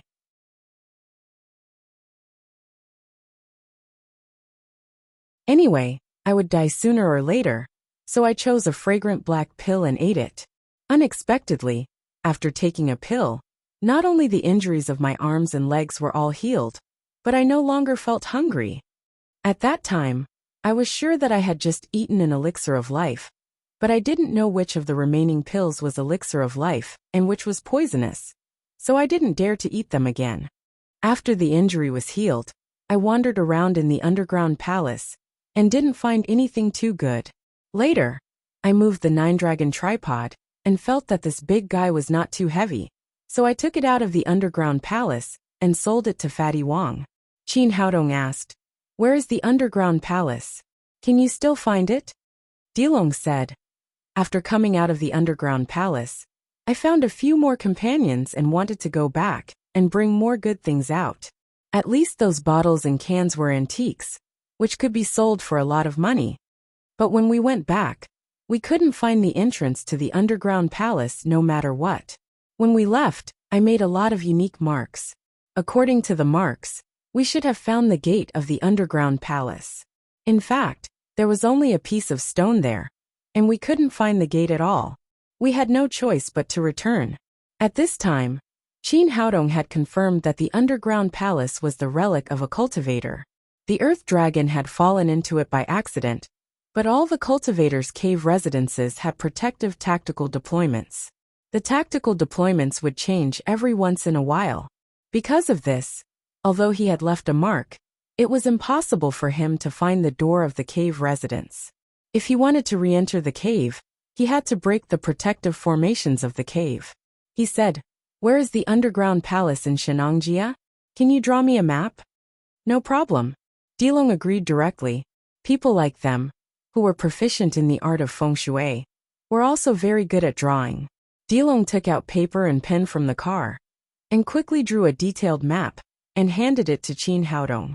Dilong pointed to a small red circle in the center of the map and said, "This is the last place I marked, but I can't find the gate of the underground palace at all." "That's none of your business." Qin Haodong directly erased Dilong's memory and then left with Fatty Wong in the car. When Dilong woke up, he would only feel that he had just slept, and there would be no memory left. After leaving Fatty Wong's house, Qin Haodong had made up his mind to go to Shenangjia to explore the relics of the cultivators. Since the last incident with Dao Tong, he realized that his ability could not completely protect the safety of the little fellow. He must make himself stronger. Perhaps this underground palace was his chance to break through the bottleneck of the Foundation realm. But before going on a long journey, he had to be fully prepared. First, he went to the supermarket and bought a lot of things, which he secretly put into the storage ring. After all, the trip to the underground palace was full of unknowns. It was good to prepare more necessities such as food. Moreover, his ring was big enough to put the whole supermarket. Later, he bought a lot of cinnabar, yellow marker paper and other items. When he got home, he began to draw all kinds of talismans. For example, teleportation talisman, invisibility talisman, and water-repellent talisman. Although these were the lowest talismans, sometimes they played a key role. Especially now that he had not reached the Foundation establishment stage, there were many spells that he could not use directly. What about the talismans that he had drawn? Carved talismans could help a lot.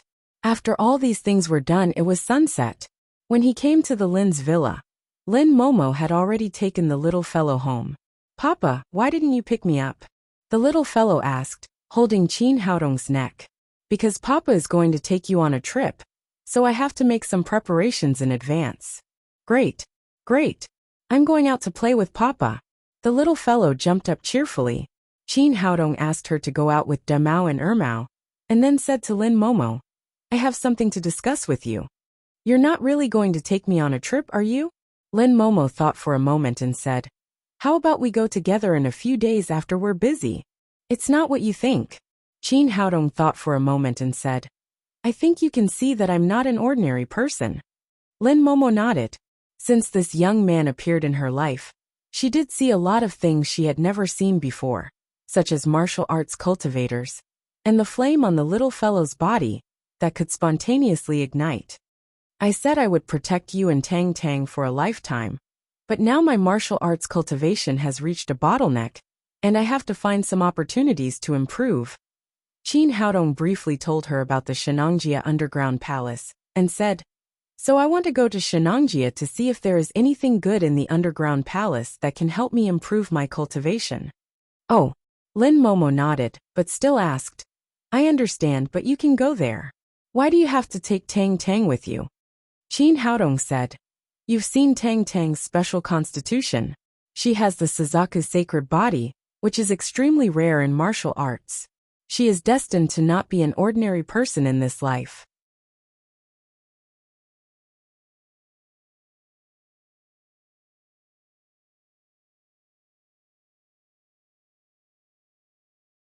Chapter 203. Lin Momo could understand Qin Haodong's words. If the little fellow suddenly burst into flames again, she really didn't know what to do. She couldn't spray it with a fire extinguisher. However, she was still a little worried and said, Tang Tang is so young. Will it be dangerous to go to a place like Shenangjia? There must be danger. As a warrior, you will face all kinds of dangers all the time. However, danger always coexists with opportunity. Only when there is danger can there be improvement. I will do my best to protect Tang Tang. As long as I am alive, my daughter will not be hurt. Lin Momo knew very well how much Qin Haodong loved the little fellow, and believed what he said. After hesitating for a moment, she said, Well, I agree to go to Shenangjia with you, but you must be careful and come back safely. Don't worry, we will be fine. Qin Haodong was not too worried about this kind of adventure. When he was in the cultivation world, he had explored all kinds of famous mountains and rivers, and entered all kinds of dangerous forbidden places. He was very experienced. Although his cultivation was a little low now, he was familiar with all kinds of formations and mechanisms. He was confident that he could solve all kinds of problems he encountered. In this way, the next day, Qin Haodong left Jiangnan City with the little fellow, and took a plane directly to Shenangjia in Yi Province. Shenangjia was one of the most mysterious areas in Huaxia. Legend had it that Shinnong Yin Emperor, the ancestor of Huaxia, built a frame here to collect herbs, and taste all kinds of herbs to save people from dying. Shinnong, the ancient sage, had a high position in the hearts of Huaxia people. The Taoists respected him, as Shinnong the Great Emperor. The legend of Shinnong tasting herbs was known to all Huaxia people. He created the Chinese medicine culture, which had been passed down to this day. Qin Haodong had a full understanding of Shenangjia before coming here. The existing forest area here was 1,618 square kilometers. Because of the large area, many areas had not been explored by human beings and maintained a primitive ecological environment. Because of this, there were many rumors about Shenangjia. There were many unknown things in the legends, such as savages. In recent years, many scientific expeditions and private backpackers had come to Shenangjia to explore this unknown area. In the end, many people disappeared after entering Shenangjia. Although the government had carried out many searches, they still found nothing, not even their corpses. However, with the development of the economy, the periphery of Shenangjia still developed a large number of tourism resources, and tourists came here in an endless stream. This was the route drawn by Dilong. The periphery first passed through the tourist area, and then went deep into Shenangjia.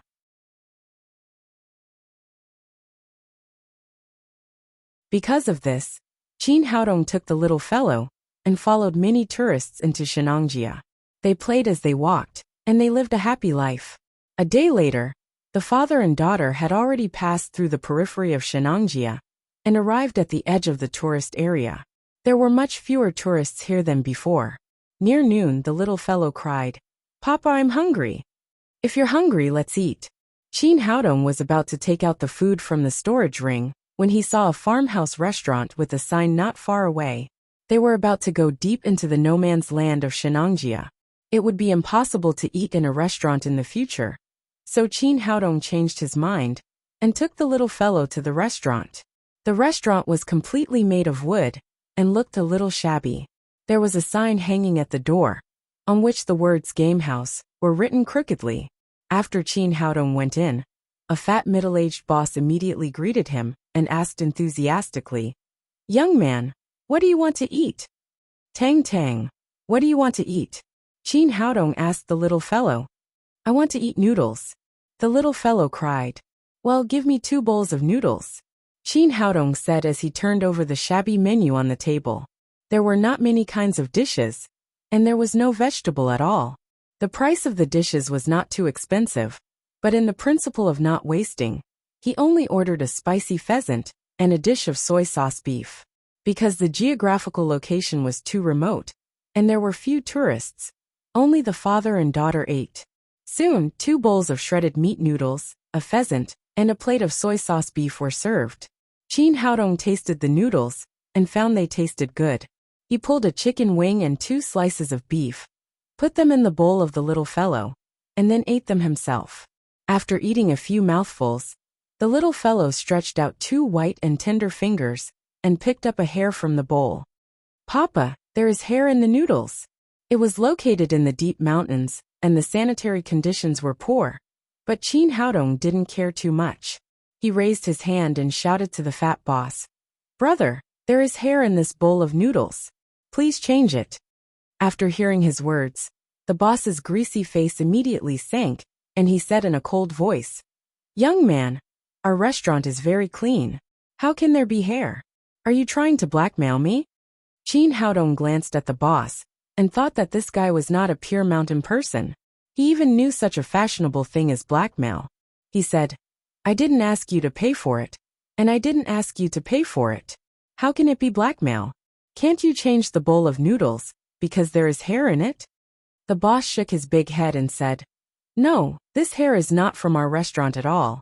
It must have been brought by you."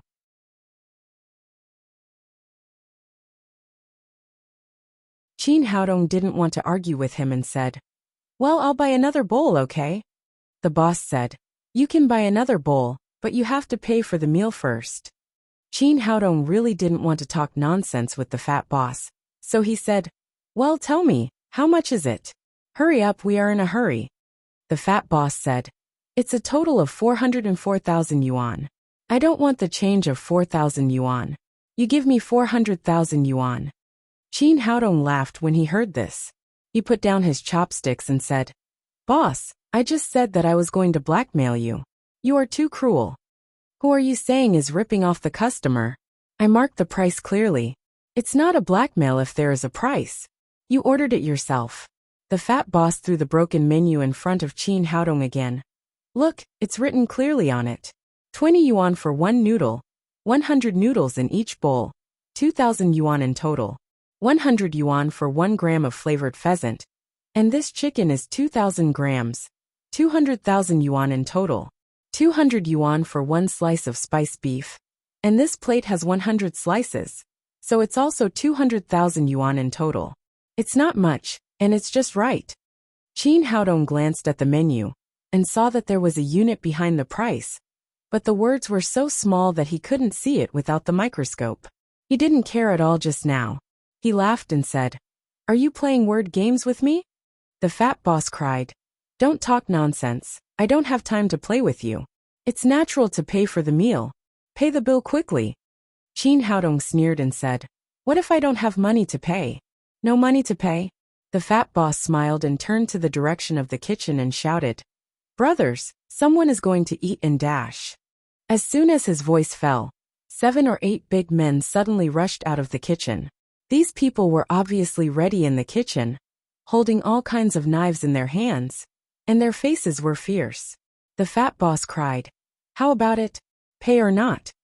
Qin Haodong said, "Boss, you want 400,000 yuan as soon as you open your mouth. It's much faster than robbing a bank. I don't think you are robbing money but people." The fat boss laughed and said, "You're right. If you have money, you can buy 2 of your lives with 400,000 yuan. If you don't have money, I'll sell you both together. This little girl is so cute that she can be sold for 70,000 or 80,000 yuan. A pretty boy like you can also be liked by a rich woman. Although it can't be sold for 400,000 yuan. It's not a big loss for me. As he spoke, he felt a little strange. In the past, when he robbed people, the customers always showed panic. After all, this place was too remote. Even if he killed people and threw them into the deep forest, no one would know. But the big one and the little one in front of him were completely different. They were not bold and did not look flustered at all. Even the little fellow seemed to not see these people, holding the chicken wings in her hands and eating them. Qin Haodong sneered and said, "Then you can try."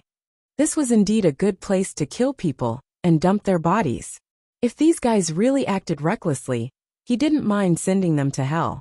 The little fellow also became excited. While gnawing the chicken wings, she cried, "Papa, beat the bad guys. Papa, beat the bad guys. Boy, you won't shed a tear until you see the coffin." The fat boss waved to his men behind him and said, "Teach them a lesson. Be careful not to hurt the little girl, or it will be difficult to sell her." Those people answered, and were about to rush to Qin Haodong with the knives in their hands. Just when Qin Haodong was about to kill all these people, there was a roar of motors at the door. Two brand new Hummer SUVs stopped at the door.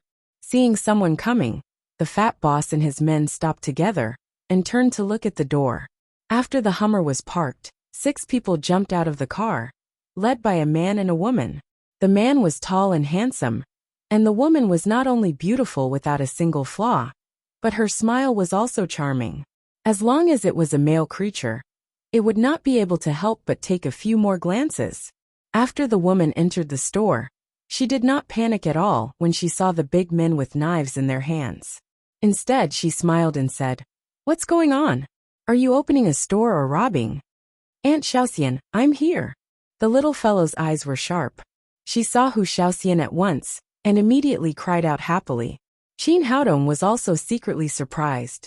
Hu Xiaoxian left a note saying that she was going to perform a special task. He did not expect to meet her here again in the blink of an eye, because her sight was blocked by those big men. Hu Xiaoxian saw Qin Haodong and the little fellow at this time. She cried out in surprise, "Tang Tang, little man, why are you here?" After leaving Qin Haodong's home, she went back to meet her companions in the Xian department of Xianyuan Pavilion and made some preparations for entering the mountain, so she came a little late. "I didn't expect you to be a group." The fat boss stared at Hu Xiaoxian with a greedy look on his delicate face. He shouted to his men, "Kill them all together. Kill all the men and keep the women. Let's warm the bed together at night." Those big men had already been fascinated by Hu Xiaoxian.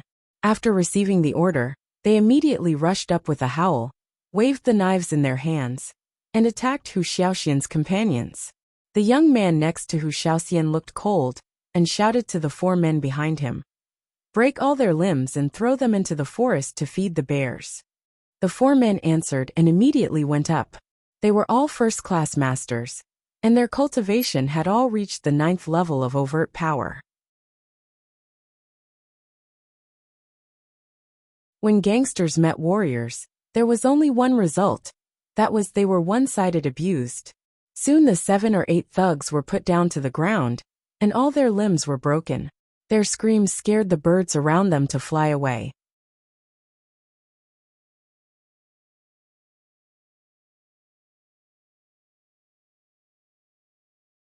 Chapter 204. Seeing that the situation was not good, the fat boss begged for mercy again and again. "Mercy, please let me go. I can give you money. I can give you a lot of money." Hu Xiaoxian smiled at him charmingly and said, "Keep your money and talk to the wild beasts. See if they won't eat you for the sake of money." After that, she moved like lightning. First, she broke the fat boss's legs, then twisted his arms, and then kicked him out of the window. At the same time, her companions also threw the fat boss's men out of the window. Outside the shop was the virgin forest, and they believed that there would soon be wild beasts coming to enjoy the delicious food. After dealing with the fat boss, Hu Xiaoxian came to Qin Haodong with a smile, as if she had done a trivial thing. She sat down next to Qin Haodong with a smile on her face. She also reached out and hugged his arm. Her two full breasts were tightly pressed against him. Seeing that Hu Xiaoxian and Qin Haodong were so intimate, several of her companions were shocked, especially the young leader, whose face immediately became gloomy. Hu Xiaoxian ignored other people's emotions and said charmingly to Qin Haodong, "Little man, why are you here? Don't tell me he's here for me?" Qin Haodong didn't expect to meet Hu Xiaoxian here in the blink of an eye after he had just sent her away. He said, "You think too much. I don't even know where you are going. How could I look for you?" At this time, the little fellow finished eating a chicken wing and said in a childish voice, "Aunt Xiaoxian, Papa and I are here to travel." "Travel?" Hu Xiaoxian said doubtfully.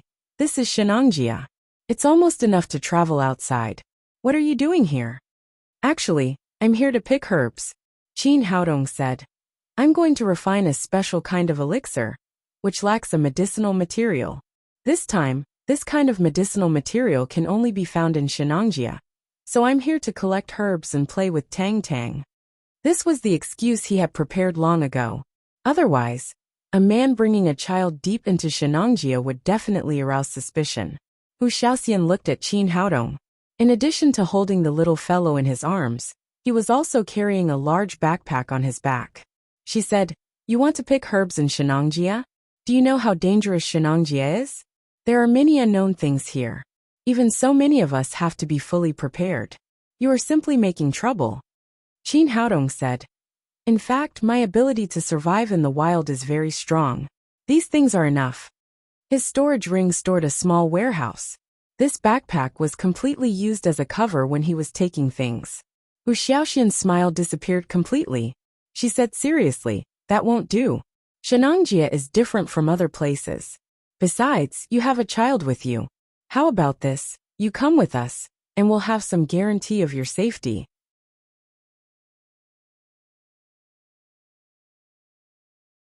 Hearing that Hu Xiaoxian invited Qin Haodong to join their team, the handsome young man looked more gloomy. Qin Haodong said, "You really don't have to. I can take care of her myself." "No, absolutely not. This isn't a joke." Hu Xiaoxian said, "I'll give you two choices. I'll call someone to send you back to Jiangnan City now, or you can join us. We can go together and take care of each other." Feeling Hu Xiaoxian's genuine care, Qin Haodong couldn't say anything more. He could only nod and said, "Well, let's go together." The handsome young man couldn't help but step over. But when he came to Qin Haodong, the coldness on his face had disappeared. On the contrary, it was replaced by a warm smile. "Xiaoxian, it's rare to meet friends here. Introduce them to us. This is my boyfriend Qin Haodong, and this is my friend Lei Tianrui." Hu Xiaoxian introduced them. Although there was only a word difference between friend and boyfriend, the relationship between them was like heaven and earth. Hearing Hu Xiaoxian officially admitted her relationship with Qin Haodong, Lei Tianrui's eyes flashed with an imperceptible cold light. Qin Haodong didn't deny it. He looked at Lei Tianrui. He was a real master of covert power. Although he was only at the first level of covert power, his covert power was still a level higher than his obvious power. Although Lei Tianrui hid it very well, it couldn't escape Qin Haodong's powerful spirit. Feeling the guy's killing intent, Qin Haodong secretly laughed. He had just arrived in Shenangjia, and he already had a rival in love before he officially entered. "Hello, Xiaoxian's friend is my friend. Come to me if you need anything in the future." Lei Tianrui still smiled brightly, as if he had met a friend he hadn't seen for many years. He reached out his right hand to Qin Haodong. Qin Haodong reached out and shook hands with him, but he sneered secretly. He didn't expect that his rival in love was a scheming bitch. Lei Tianrui hid his emotions very well, but his men didn't have this ability. The four people behind him looked very cold. At this time, a bearded young man came forward and said, "Xiaoxian, how can you do this? As your brother, you should find a boyfriend like Tianrui. Why did you find a second marriage with a child? Aren't you confused?"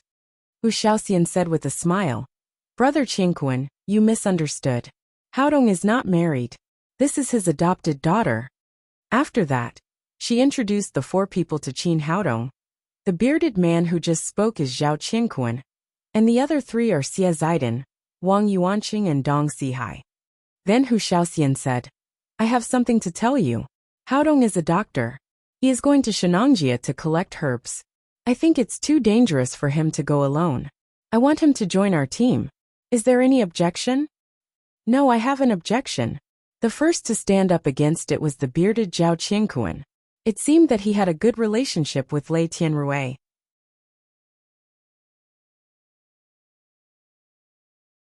Shaoxian, don't forget that we have a task this time. Taking 2 ordinary people with us will definitely affect us. What if we can't finish the task? I don't agree either. The one who spoke was Wang Yuanqing in camouflage clothes. He said, that's right. We are going deep into Shenangjia. It's too dangerous. If we can't take care of him, it will bring danger to your friend. That's right. Isn't it nonsense to take a child to Shenangjia to collect herbs? I say go back to where you came from. Don't make trouble for others. The bald man who spoke was called Xie Zidong. This guy was hot-tempered and spoke impolitely. Seeing that the dignified Emperor Greenwood was regarded as a burden by others, Qin Haodong was secretly amused, but he didn't care. If Hu Shaoxian couldn't persuade her companions, it would be more convenient for him to take the little fellow into the mountain alone. It was no wonder that these people looked down on Qin Haodong. He was originally white and tender, full of bookishness, and he practiced cultivation methods. Ordinary people couldn't see that he was a warrior at the 9th level of overt power. In addition, because of Lei Tianrui, these people unanimously opposed Qin Haodong's joining. Hu Shaoxian said, Haodong is an excellent Chinese medicine practitioner. Joining our team will not drag us down. On the contrary, it will increase our overall strength. Shaoxian, I think he is in his early 20s. Such a young man is a Chinese medicine practitioner. How good can his medical skills be? I'm afraid the apprenticeship is not over yet. Shaoxian, even if you want to defend him, you don't have to make up such a funny reason, do you? Unsurprisingly, others continued to oppose Qin Haodong's joining. Hu Shaoxian was a little annoyed. She was about to lose her temper when she heard Lei Tianrui say, Okay, don't quarrel. Our team just needs a doctor. It's just right for Dr. Qin to join us. We should welcome him. Boss, but Zhao Qingkuan was about to say something, but Lei Tianrui said coldly, No buts. Don't forget that I'm the leader of this action group, and Shaoxian is the deputy leader. We all agree that you must obey us 100%. Yes, boss. Lei Tianrui said so. Although others were confused, they still agreed. Qin Haodong was slightly surprised. He thought that Lei Tianrui would also take the opportunity to oppose his joining. He didn't expect that this guy would agree unexpectedly. But one thing was certain, there must be no good things in his stomach. Seeing that her companions accepted Qin Haodong, Hu Shaoxian was very happy and said, You must be hungry. I'll go to the kitchen to cook in person to reward you. Okay, I haven't tasted Shaoxian's cooking for a long time. Xie Zidong, the bald man, swallowed as he said. Obviously, Hu Shaoxian's cooking was very popular. Wait a minute, everyone. It'll be ready soon. Hu Shaoxian turned into the kitchen after saying that. Others sat down to rest one after another.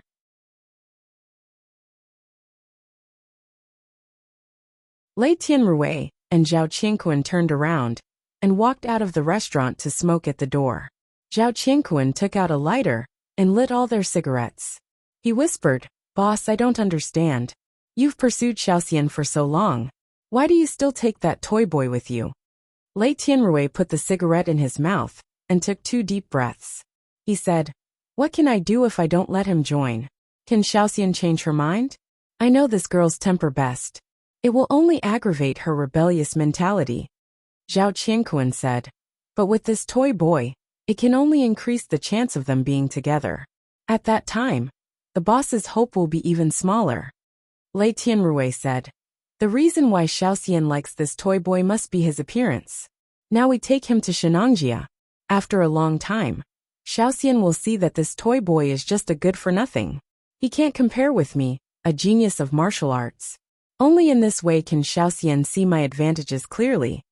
That's true. A toy boy can't compare with you, boss. Zhao Qingkuan nodded and said. Lei Tianrui's face showed a grim look. He said gloomily, And what kind of place is Shenangjia? It's dangerous here. Even we have to be extra careful when we enter. If something happens to that toy boy, and he loses his life, he can't blame anyone else. Zhao Qingquan suddenly realized that this was the fundamental reason why Lei Tianrui took Qin Haodong with him. Getting rid of Qin Haodong was the best way to make Hu Xiaoxian change her mind. Boss, you're so smart, Zhao Qingquan said and gave him a thumbs up. You're just too straightforward. You should use your brain more, Lei Tianrui said proudly. In the future, you should know how to control your emotions. Don't let Xiaoxian see that we're hostile to that guy. When the time comes, we'll find a suitable opportunity to send him directly to heaven. That's it. Got it, boss. I'll pay attention. The two chatted for a while. They put out the cigarette, butts in their hands, and returned to the restaurant together.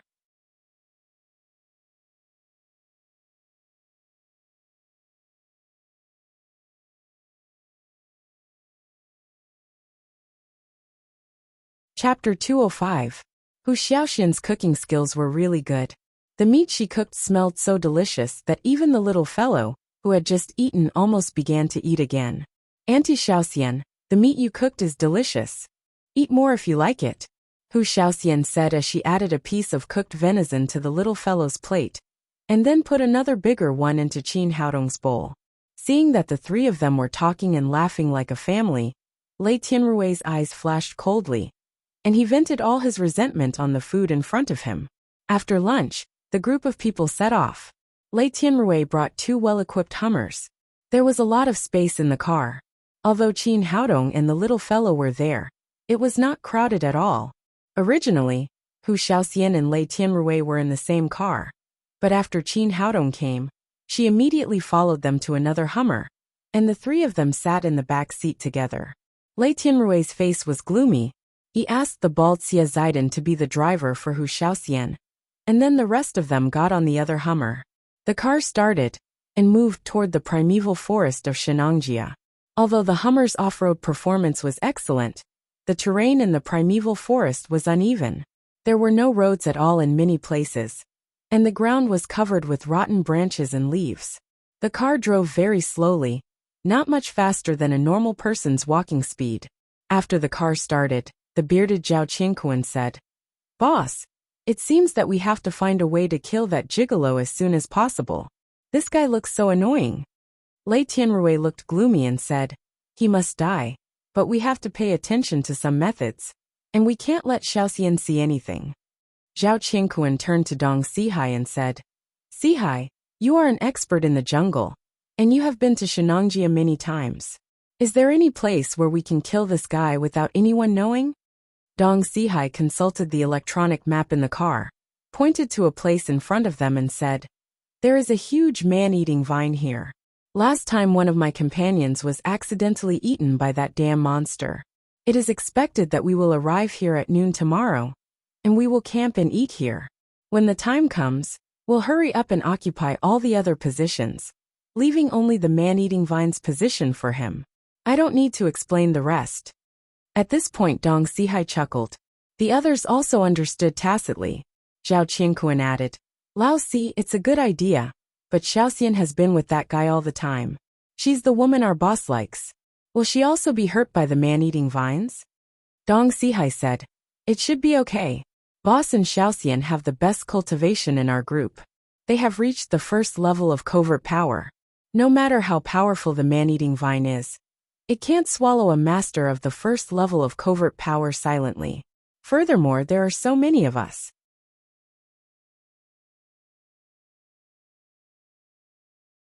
When the time comes, everyone should be prepared.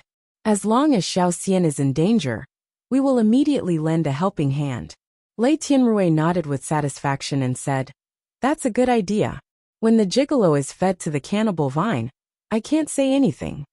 Wang Yuanqing said, "It's a pity that the little girl is so cute." Lei Tianrui said with a gloomy look, "Who can she blame? She can only blame her blind father for daring to provoke Xiaoxian."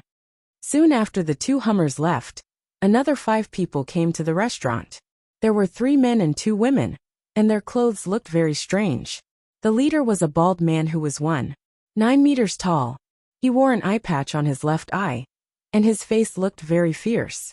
After entering the room, a woman in red tights swayed her slim waist and came to the table where Chin Haodong and the others had just eaten. She reached out and touched the unclean plates on the table. She turned around and said, "Boss Scorpion, it's still hot. They should have just left. Who knows if these things are eaten by them?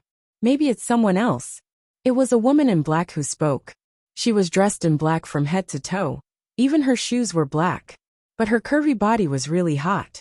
The woman in red said coquettishly, "Black Widow, you always doubt my speculation." At this time, a tall and thin man said, "Boss, there's someone behind the room." One-Eyed Dragon said, "Let's go and have a look." After the fat boss was thrown out, he looked at the forest in fear. Although it was not night yet, there were already 5 or 6 wild wolves wandering around him. It seemed that as soon as the sky turned dark, they would pounce on him and tear up the food they liked. "Help! Someone help me!" Before Hu Shaoxian and the others left, the fat boss and his men were in great pain. But no one dared to call for help, for fear that they would provoke the group of people and directly kill them. At this time, the 2 Hummers had already driven away. They couldn't care less and began to shout desperately. They were now all disabled people with broken limbs. They couldn't even crawl. If they didn't meet anyone before dark, they would really be buried in the stomach of the wolves. The fat boss was shouting hard. Suddenly, a pair of black leather shoes appeared in front of him. He looked up and saw One-Eyed Dragon and the others. "Help, help, big brother, I beg you, hurry up and save me." The fat boss seemed to have seen his savior and kept begging. One-Eyed Dragon's remaining eye glanced around coldly and asked, "What's the matter with you?" "Big brother, we used to run a shop here, but we suddenly encountered a group of robbers. They not only robbed us, but also broke our arms and legs. Please save us." The fat boss put on a pitiful look. One-Eyed Dragon asked again, "What do those people look like? You have to tell me in detail." The fat boss said, "At first, there was a little boy with a little girl in his arms.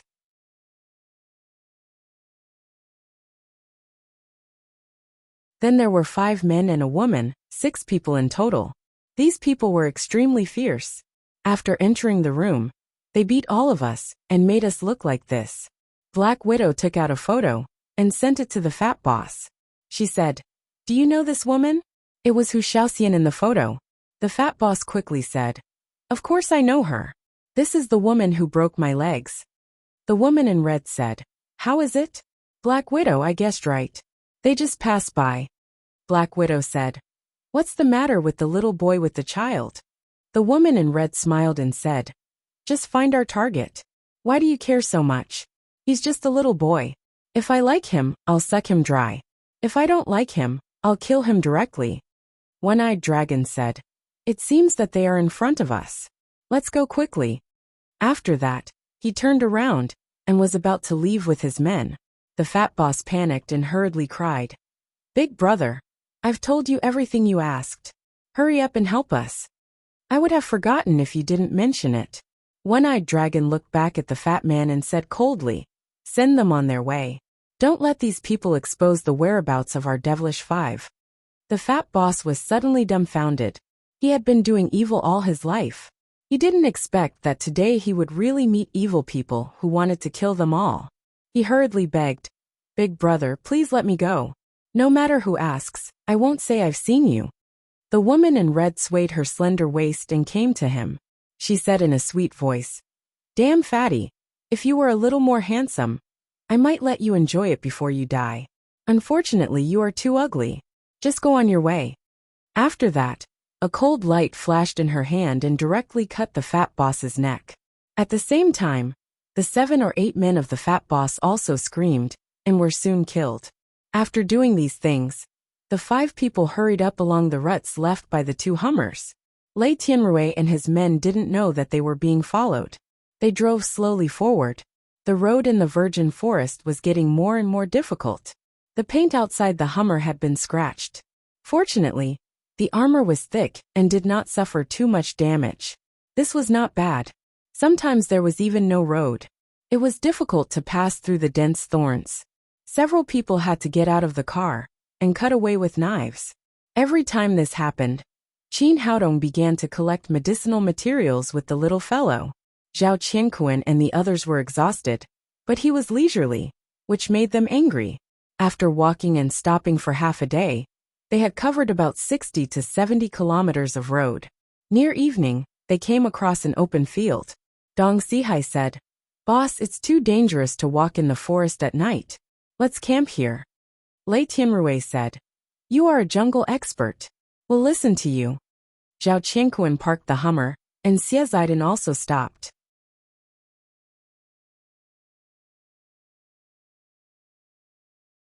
They began to set up camp here for the night. Dong Sihai had a lot of experience living in the jungle. He felt at home here. He walked out with his gun, and soon came back with 3 pheasants and 2 rabbits. After washing the pheasants and rabbits, they set up a campfire and began to roast. It was very dangerous to make a fire in the big forest. Fortunately, these people had rich experience in survival in the wild, so they were not afraid of a fire. Half an hour later, the pheasants and rabbits were almost roasted, and a strong aroma began to spread in the woods. Lei Tianrui picked up a golden pheasant and stepped to Hu Xiaoxian. He said flatteringly, "Xiaoxian, you've been tired all day. Are you hungry?" He intended to share the pheasant with Hu Xiaoxian. Before he finished, Hu Xiaoxian took the pheasant from his hand and said, "Thank you." Before Lei Tianrui came to his senses, Hu Xiaoxian came to Qin Haodong with the pheasant and said, "Haodong, you've been tired all day. Are you hungry? This pheasant is good. Eat it while it's hot." Then, Qin Haodong and the other 2 began to eat the roasted pheasant together like a family. No matter how scheming Lei Tianrui was, his face was gloomy at this time. If eyes could kill, Qin Haodong would have been dismembered. At this time, Zhao Qianquan came over with the roasted hare and pulled Lei Tianrui aside. He whispered, "Boss, he's going to die. Why do you care so much about him? Let him live until tomorrow at most." Hearing this, Lei Tianrui was in a better mood. He tore off a hare's thigh and gnawed at it fiercely. But this was just the beginning. Then something more depressing happened. Although the Hummer was fully equipped, it only carried a single tent for 6 people. When it was time to sleep, there would be trouble. Qin Haodong and the little fellow had no place to sleep. In fact, there was a big tent in Qin Haodong's storage ring, which he had prepared before. But in front of so many people, he naturally could not reveal the secret of the storage ring.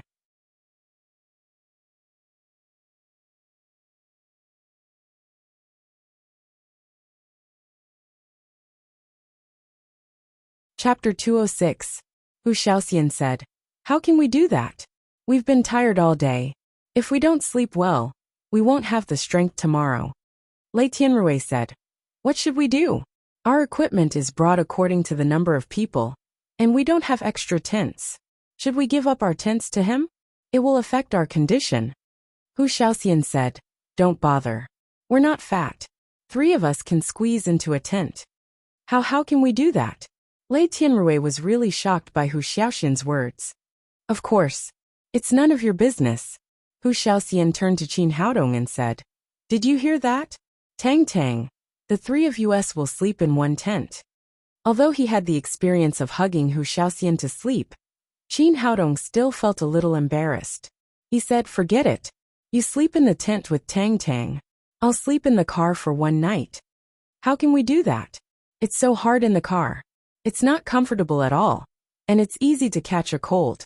Hu Xiaoxian complained, "It's your fault. You took the child to the mountain to pick herbs, and you didn't prepare at all. What if Tang Tang catches a cold?" Qin Haodong thought it had nothing to do with him. "I've prepared everything, but I can't take it out because of you." He said, "Forget it. The tent is so small. How can 3 people sleep in it? Why are you so fussy? Isn't it fine if the tent is small? Is there anything to be embarrassed about? It's not the first time we've slept together." Hu Xiaoxian said it casually, but it was like thunder in Lei Tianrui's ears. He had always regarded Hu Xiaoxian as his woman, his exclusive property, and never allowed others to touch her. He didn't expect that she had slept with Qin Haodong, which made him so angry that his eyes suddenly burst into flames. Dong Sihai saw that he was on the verge of exploding. He quickly pulled him aside and whispered, "Boss, don't be impulsive. If you really fall out with Xiaoxian, it'll be troublesome. We still have an important task this time. And there can't be anything between the gigolo boy and the child. At most, we'll wait for another night. At this time tomorrow the boy will be dead. Lei Tianrui took a deep breath and managed to suppress his anger. He turned around and went into his tent. Out of sight, out of mind. Since he couldn't stop it, he could only hide his head like a pheasant. On Hu Xiaoxian's side, the little fellow held Qin Haodong's neck and said, "Papa, I want to sleep with you. Then shall we sleep in the car together?" With the little fellow's holy body, Qin Haodong was not worried about her catching a cold. The little fellow shook her head and said, "No, I miss my mom. I want to sleep with Aunt Xiaoxian." Qin Haodong felt helpless. It was the first time for Hu Xiaoxian to leave Lin Momo. It was normal for her to miss her mother at night. He had no choice but to borrow Hu Xiaoxian for a while. After the discussion, the three of them entered Hu Xiaoxian's single tent together.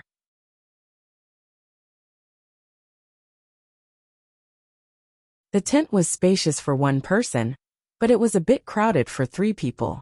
In the end, Qin Haodong and Hu Xiaoxian turned sideways and sandwiched the little fellow in the middle, so that the three of them were much more comfortable. The little fellow turned her head and looked at Qin Haodong, then looked at Hu Xiaoxian and said, "Aunt Xiaoxian, you look like my mom." Looking at her lovely appearance, Qin Haodong and Hu Xiaoxian kissed her apple-like face at the same time. Although they kissed both sides of the little fellow's cheeks, the atmosphere was still a bit ambiguous in this narrow space. The little fellow giggled and said, "Papa, Aunt Xiaoxian, you kiss me together. Is it equivalent to you kissing each other?" The little fellow's words reminded Hu Xiaoxian of the night when they hugged each other to sleep. Her face turned red. "Aunt Xiaoxian, have you kissed my papa?" This question made Hu Xiaoxian a little embarrassed. She was not used to lying to children if she said no. But she was a little embarrassed if she said yes. The little fellow did not dwell on this question. She turned her head and said to Qin Haodong, "Papa, can you kiss Aunt Xiaoxian?" Qin Haodong said with a smile, "Tang Tang. Adults are different from children. You can't kiss casually." The little fellow said, "I know that adults can only kiss people they like, but I can see that Aunt Xiaoxian likes you." Qin Haodong was speechless for a moment. This little girl was so clever that she could see everything. "You're not as good as a child." Hu Xiaoxian looked at Qin Haodong with her charming eyes. Suddenly, she leaned forward and kissed Qin Haodong's lips gently, although it was just a light peck, and they parted as soon as they touched. Such a kiss still made both of them feel as if they had been electrocuted. The tent fell into silence for a moment. The next morning after breakfast, they set off again and went to the depths of Shenangjia. Qin Haodong secretly looked at the map that Dilong had drawn for him. It happened to be the same direction as Hu Xiaoxian and the others. This made him secretly feel strange. Could it be that these people's destination was the same as his, to go to the underground palace? When it was close to noon, they came to an open space again. Beside the open space was a dense forest. This forest was different from the forests they had experienced. In other places, there were towering trees that covered the whole sky, but the trees here were thin and short, with many slender vines hanging on them. Dong Sihai said, "Boss, this is the place I mentioned. Do you see those vines? They are the famous man-eating vines. Although they are motionless now and no different from ordinary vines, once someone enters their attack range, they will immediately become extremely fierce." Zhao Qingquan asked, "Fourth brother, is this thing as powerful as you said?" "It's more than powerful. It's amazing. You'll see it later."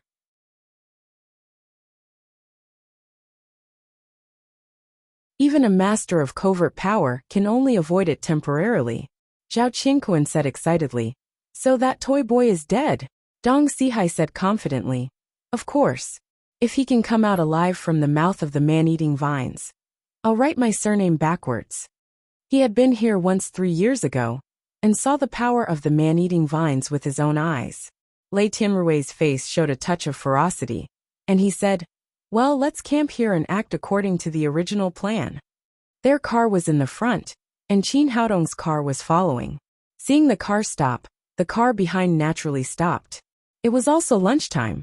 After getting off the car, everyone began to pack up and prepare for lunch here. Dong Sihai, Zhao Qingquan and others, according to the prior discussion, occupied all the positions far away from the man-eating vines, leaving the side close to the vines for Qin Haodong. Dr. Qin, it's time to eat. Dong Sihai greeted him enthusiastically. Qin Haodong glanced at the vines hanging on the tree, and a sneer appeared at the corner of his mouth. As the Emperor Greenwood, how could he not know the man-eating vines? Looking at the position where Lei Tianrui and others were sitting, he immediately understood their intention. It was obvious that these people wanted to kill him with the man-eating vines. However, Lei Tianrui and Dong Sihai never dreamed that Qin Haodong was the king of wood, and how dare the man-eating vines attack him.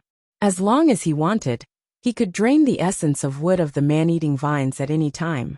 But Qin Haodong didn't show anything, and directly sat in the reserved position with the little fellow in his arms. Lei Tianrui and Dong Sihai had a cruel smile on their faces, waiting for the man-eating vines to catch Qin Haodong and eat him. But after waiting for a long time, the vines didn't move at all. Qin Haodong and his daughter grabbed the food in front of them and began to eat. Until the end of lunch, the vines didn't move at all. After lunch, Lei Tianrui pulled Dong Sihai aside and asked, "What's the matter? Did you remember the wrong position?" Dong Sihai said inexplicably, "It's impossible. I remember it very clearly. It's this position, and those vines are the man-eating vines." "Then what do you think is going on now? Why is he there? Nothing happened." Lei Tianrui said very discontentedly. "It's so strange. Are those vines dead?" Dong Sihai said unwillingly. "I'll go and have a look." Then he pretended to take a casual walk and slowly approached the direction of the man-eating vines. Even so, he was more careful, according to the memory of that year, to the edge of the safe zone. But he forgot that the man-eating vines themselves were plants, and plants could grow. The safe zone was the safe zone in the past, and now it was not safe. Just as he was standing there observing, before he could figure out what was going on, a soft sound suddenly came from the thicket.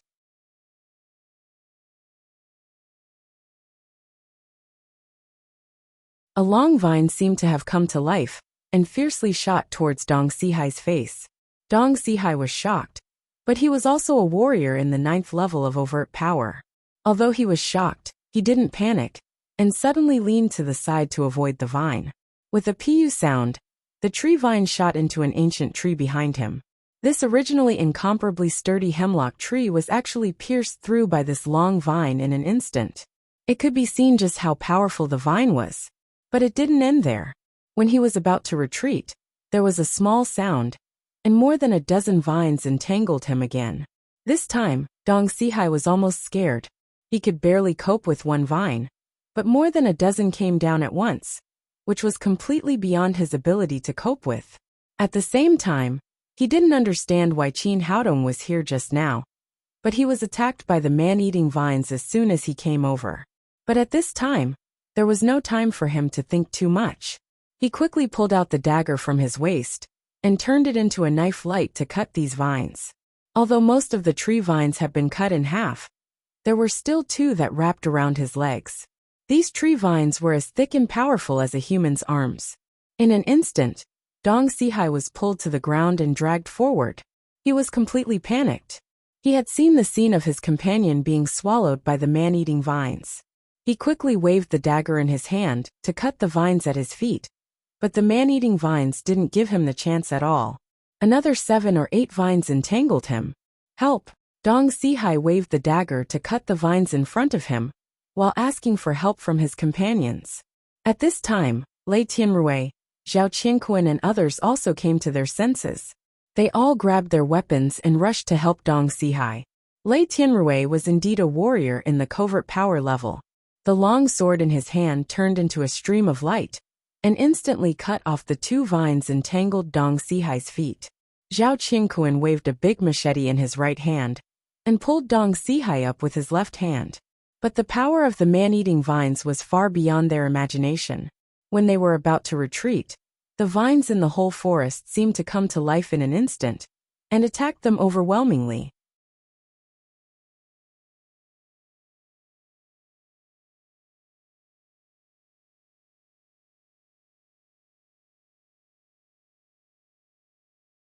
Chapter 207. As a master of covert power, Lei Tianrui didn't take the cannibal vine seriously from beginning to end.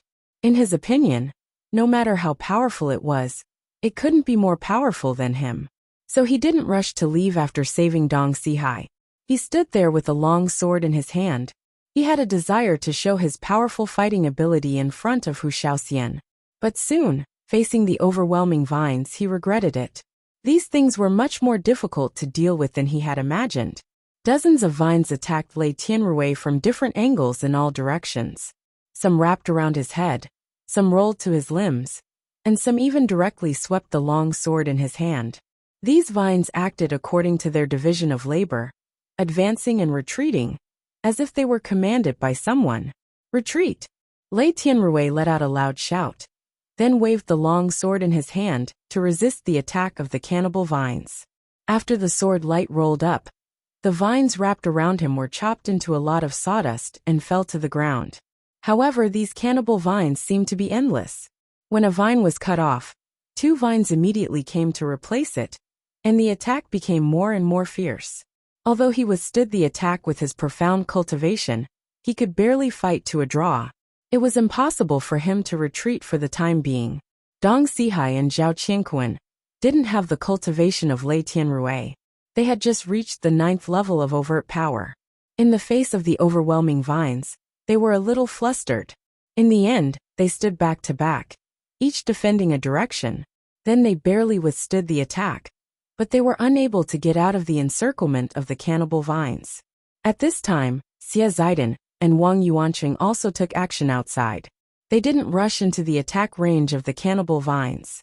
Instead, each of them held an AK and launched a crazy fire at the cannibal vines, trying to save the 3 companions inside. Although the pouring bullets broke some vines of the cannibal vines, there were so many vines that they covered the sky and the earth.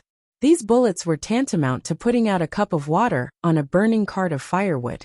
They couldn't bring much help to the 3 people trapped inside. Seeing that her companions were in danger, Hu Shaoxian instinctively looked at Qin Haodong and asked in shock, "Haodong, what kind of monster is this?"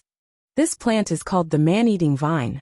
Be it humans or animals, as long as they enter its attack range, they will be eaten by it." "Really?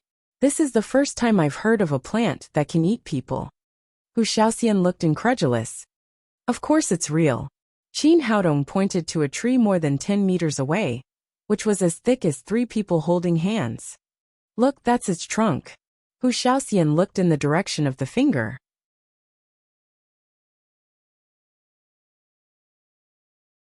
Sure enough, those overwhelming vines finally converged on the big tree, and the trunk was like a calm general, commanding his subordinates to attack Lei Tianrui and the other 2. Looking down, there were piles of bones at the bottom of the tree trunk. Some of these bones belonged to wild beasts, while others belonged to humans. Now Hu Shaoxian believed him. She asked nervously, "Haodong, what should we do?" "Easy," Qin Haodong said. He took out 2 cans of beer, a can of Coke, and a bag of braised chicken wings from his backpack. He opened a can of beer and handed it to Hu Shaoxian. Then he opened a can of Coke and handed it to the little fellow next to him. Finally, he opened a bottle of beer himself. He took a sip and said, "It's great to drink and watch the show." He was not a Virgin Mary. These people had carefully set a trap for him. Now they were suffering. Did he have to go and save them? The little fellow had always been very cooperative with her father's proposal. She cried cheerfully, "Great, great. There are chicken wings to eat and Coke to drink." After saying that, she grabbed a chicken wing and ate it in big bites. From time to time, she would take a sip of cola. Hu Shaoxian was completely stunned. She had never thought that Qin Haodong's easy would be this way in this case. At this time, the situation on Lei Tianrui's side changed again. The cannibal vines seemed to be intelligent. They found that this form of attack could not harm the 3 people. They immediately changed the way of fighting. Every time, they twisted 3 or 4 vines together, and then launched attacks on several people. Although this method seemed very simple, it immediately changed the situation on the field. In the past, Lei Tianrui could cut the vines every time he waved his sword. But now he couldn't. Cutting 1 or 2 vines could not stop the attack of the cannibal vines. The consequence of not being able to cut off the vines when he was surrounded was very serious. Soon Lei Tianrui was broken through the encirclement by the ropes formed by the vines. They entangled his arms first, then his legs, and finally the sword in his hand was tightly entangled. "Help me! Help me!" At this point, Lei Tianrui was completely panicked. He shouted to his companions for help, while desperately running his internal force to break the vines on his body. But these vines were so tough that even the sword couldn't cut them, let alone his internal force. In the blink of an eye he failed to break free. On the contrary, even his neck and head were entangled by the vines. The whole person looked like a green dumpling. Even he, a great master of the first level of covert power, was caught by the cannibal vines, not to mention Dong Sihai and Zhao Qianquan. The long knives and daggers in their hands were taken away by the cannibal vines. Then they were tied up like dumplings and lifted into the air. Seeing their companions in danger, Wang Yuanqing and Xie Zaidan threw away the AK in their hands, picked up 2 machetes and rushed in. In fact, this was extremely stupid. They were tied up in less than 2 minutes after entering the attack range of the cannibal vines. The 5 people were hung in the air by the vines and slowly approached the main trunk of the cannibal vines. At this time, there was a big hole with a diameter of 1 meter on the thick trunk. It looked like a mouth to eat people. The most frightening thing was that there was white juice flowing out, which looked like saliva. Seeing the piles of white bones under the tree hole, Lei Tianrui and others were panicked and struggled desperately. But under the entanglement of the vines, their struggle had no effect at all. They could only watch the horrible tree hole getting closer and closer. Hu Xiaoxian didn't make a move just now, but at this moment she could no longer sit still. As a member of the Xianyuan Pavilion, she couldn't just watch her companions become the food of the cannibal vines. "You and Tang Tang stay here. Don't get close to that weird thing." After saying that, Hu Xiaoxian pulled out her purple flash sword and rushed to the cannibal vines with a loud shout. Qin Haodong took another sip of beer, grabbed a chicken wing and said, "It's really stupid. It's useless to go there like this. It can only change the taste of the cannibal vines." The little fellow gnawed on the chicken wing and said, "Papa, can't Auntie Xiaoxian beat that weird thing?" Qin Haodong said, "She can barely get in and out quickly, but it's impossible for her to save people. She can only get herself killed." Hu Xiaoxian's cultivation had reached the 2nd level of covert power, and the purple flash sword in her hand was also a precious sword. It was smooth when she just got in. Countless vines were cut off by her, and soon she got close to Lei Tianrui. However, the cannibal vines quickly adjusted their strategy. First, they twisted the vines together 3 times. Seeing that they still couldn't stop Hu Xiaoxian's attack, they changed to a thick rope of 6 or 7 vines. No matter how sharp the purple flash sword was, it couldn't cut off such thick vines at once. In the battle with the cannibal vines, if they couldn't cut off its vines, then there was only one result: being entangled by it. In this way, all 6 people in Lei Tianrui's group were caught by the cannibal vines and hung in the air. They were about to become food. The little fellow had a good relationship with Hu Xiaoxian. Seeing that she was caught, she put down the chicken wing in her hand and cried, "Papa, do you want me to set fire to save Auntie Xiaoxian?" Qin Haodong said quickly, "No, you can't. This is a big forest. You can't set fire, or the whole Shenangjia will be destroyed. Besides, setting fire will not only not save your Auntie Xiaoxian, but also roast them together." What the little fellow released was innate fire.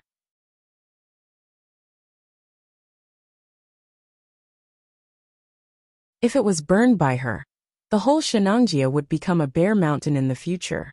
The little fellow cried, "Papa, find a way to save Auntie Xiaoxian." "Don't worry. Auntie Xiaoxian will be fine as long as Papa is here." Qin Haodong could sit down and drink and watch the show when others were caught, but he couldn't ignore Hu Xiaoxian. He stood up, still holding the can of beer in his hand, and walked slowly towards the cannibal vines. Although Hu Xiaoxian was tied up and hung up, she could still clearly see Qin Haodong walking over leisurely. This guy was drinking beer while walking. She really didn't know what he was thinking. Didn't he see how fierce the cannibal vines were? She screamed at the top of her voice, "Haodong, Go back and leave with Tang Tang. It's too dangerous. Don't come here. In her opinion, although Qin Haodong had some skills, he was still much worse than her. Even she was caught by the abominable cannibal vines. Qin Haodong could only serve as food if he came in.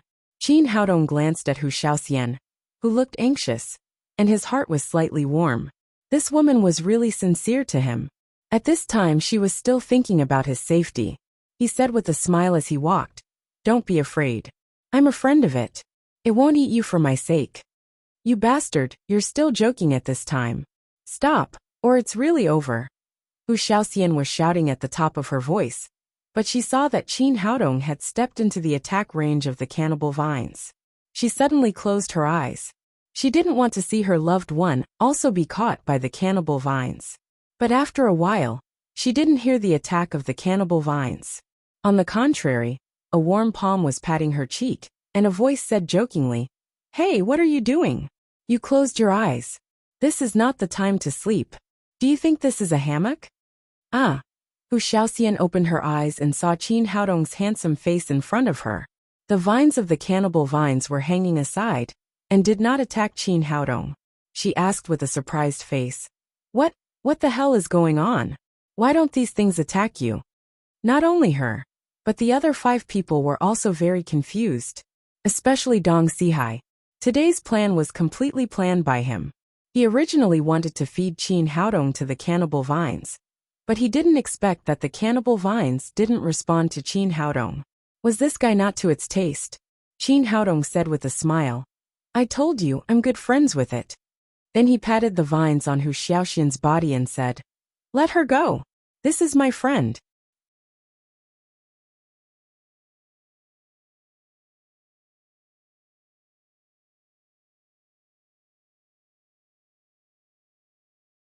Chapter 208. Hu Xiaoxian regained her freedom. She stood up and looked at the cannibal vines scattered on the ground. She couldn't believe it. She asked, "How did you do it?" "I told you they were my friends." Qin Haodong took Hu Xiaoxian's hand and said, "Let's go back and continue drinking." Seeing that Qin Haodong was going to leave without any intention to save them, the people who were still entangled by the cannibal vines panicked, especially Lei Tianrui, who was the closest to the tree hole. His mouth was tied by the vines, and he couldn't make a sound. He could only make a muffled sound. Hu Xiaoxian came to herself and took Qin Haodong's hand and said, "Haodong, hurry up and save them. I don't know these people well. Why should I save them?" Qin Haodong said with a playful face, "And the cannibal vines are hungry. I can't let my friends starve all the time. They should eat something." You're still joking at a time like this," Hu Xiaoxian said anxiously. "Although they are not very friendly to you, you can't let them be eaten by the cannibal vines. It's a human life anyway." Qin Haodong was not moved and said, "They asked for it. It's no one else's fault." Hu Xiaoxian didn't know that Dong Sihai and others plotted to frame Qin Haodong. Seeing that Lei Tianrui was about to be thrown into the tree hole of the cannibal vines, she pulled out the purple lightning sword again and cried, "If you don't save them, I will. You are no match for them at all. Then I have to save them. After all, they are my companions. We should die together." Hu Xiaoxian was about to take action. Qin Haodong stopped her and said helplessly, "I'm afraid of you. I'll save them once for your sake." After that, he patted a nearby man-eating vine and said, "Okay, you can go hungry today. Put them all down for me." This time the cannibal vine seemed to be a little reluctant. Although it put them down, they were all thrown out. Lei Tianrui and others fell to the ground like rolling gourds. Seeing that her companions were saved, Hu Xiaoxian was finally relieved and said to Qin Haodong, "Thank you." After that, she took Qin Haodong's hand and walked to the little fellow who was still eating chicken wings. At this time, Lei Tianrui and the others got up from the ground. Dong Sihai glared at Qin Haodong and said, "Boy, you have the ability to subdue the cannibal vine. Why did you save us now?" Zhao Qianquan also shouted, "Yes, you should have saved us long ago. Why did you take action now? They really are ingrates. They don't know how to be grateful at all." Qin Haodong sneered and said, "It's good enough that I can save you, and it's all for Xiaoxian's sake. Otherwise, whether you live or die has nothing to do with me." Lei Tianrui said. Qin Haodong, don't forget that we saved you in that black shop. If we hadn't helped you in time, you would have been made into a stuffed bun by the fat boss. Yeah, you're the one who's ungrateful.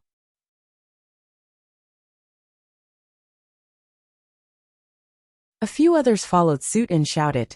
Qin Haodong said lightly. Do you think I care about those scumbags who run a black shop? If you hadn't come, they would have died even more miserably. Besides, it was Xiaoxian who really saved me. What does it have to do with you? Xie Zidong said angrily. Anyway, we're companions. You should have helped us when you saw us in danger. Companions? Qin Haodong smiled disdainfully and said to Lei Tianrui and the others. Do you think I don't know what you're thinking? When we were camping at noon, you deliberately left the direction of the cannibal vine to me. The purpose is to let the cannibal vine eat me. Is this what you call companions? They didn't expect that Qin Haodong had already seen through their thoughts. Lei Tianrui, Dong Sihai and the others couldn't help but feel embarrassed and speechless for a while. But it also meant that they acquiesced to Qin Haodong's statement. Is it true? Hu Xiaoxian suddenly became annoyed. She just understood why Qin Haodong was unwilling to save them just now. It turned out that they asked for it. Zhao Qingquan said to Qin Haodong angrily. So what? Xiaoxian is the woman our boss likes. You're just an ordinary toy boy. How can a little doctor deserve Xiaoxian? Hu Xiaoxian said angrily. I like whoever I want. What does it have to do with you? Lei Tianrui said. Xiaoxian, don't be fooled. He's just a toy boy who looks good but is useless. Hu Xiaoxian scolded. Shameless. You really have no conscience. Have you forgotten who just saved you? Dong Sihai said. So what? If it weren't for him, we wouldn't have camped here at all, and there would be no danger. Zhao Qingquan said. Xiaoxian, I'll show you what a real man is now. I'll show you that this toy boy has no ability at all. After that, he picked up a dagger and stepped toward Qin Haodong. How dare you? Hu Xiaoxian shouted angrily. She pulled out the purple flash sword and stood in front of Qin Haodong to protect him. Qin Haodong didn't care at all. He pulled Hu Xiaoxian to his side and said, Don't worry. He's just a small shrimp. He can't make any trouble at all. Zhao Qingquan was annoyed. After all, he was a warrior at the 9th level of overt power. He didn't take Qin Haodong seriously at all. However, he just took a few steps, and before he came to Qin Haodong, he suddenly felt dizzy and fell to the ground. Although his mind was still clear, his body was getting more and more numb, and he slowly lost consciousness. Qingquan, what's wrong with you? Dong Sihai had the best relationship with Zhao Qingquan. He shouted and was about to help Zhao Qingquan up, but he also fell to the ground with a thud. Then Lei Tianrui, Wang Yuanqing and Xie Zidong also fell to the ground. No, I'm poisoned. Lei Tianrui shouted and quickly mobilized the genuine qi in his dantian, trying to expel the poison from his body.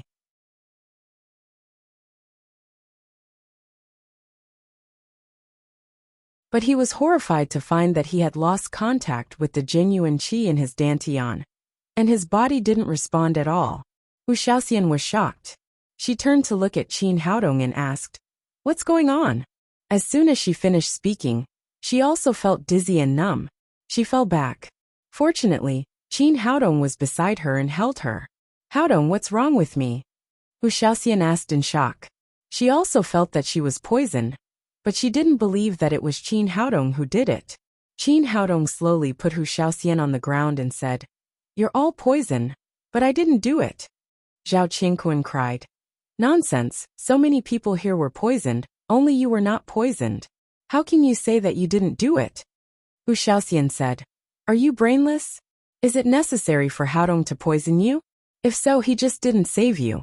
Why did he make it so troublesome? This. Zhao Qingquan was stunned, and then cried. Then why is he the only one who is fine? Qin Haodong didn't bother to pay attention to Zhao Qingquan. He picked up a section of the cannibal vine that had just been cut off.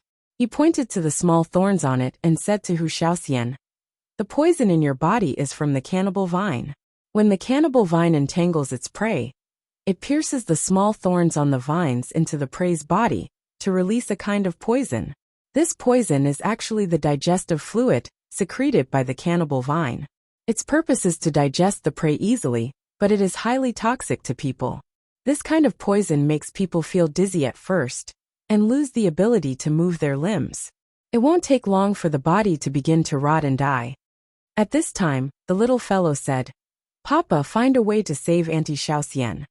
Hu Xiaoxian also said nervously, "Haodong, do you have any idea?" If it was a simple death, it would not make her so afraid. But thinking that her body would rot first and then die, she could not accept it in any case. Qin Haodong said, "You need to tie the knot to solve the problem. The antidote to the poison of the man-eating vine is its fruit. It's just that it's too difficult for ordinary people to get the fruit of the man-eating vine. But it's easy for me." After that, he snapped his fingers in the direction of the cannibal vine. Immediately, a vine wrapped a small green fruit and sent it to Qin Haodong's palm. "Eat it, and you'll be back to normal soon," Qin Haodong said, and stuffed the small green fruit into Hu Xiaoxian's ready mouth. Hu Xiaoxian did not hesitate and directly swallowed the fruit. It was strange that shortly after eating the fruit, her body slowly recovered. After 2 or 3 minutes, she stood up from the ground, and the genuine qi in her body also resumed flowing. Everything was exactly the same as before. "Xiaoxian, find a way to save us." It was Zhao Qianquan who spoke. His poison was the first to take effect. At this time, he seemed to feel that his body was about to begin to rot.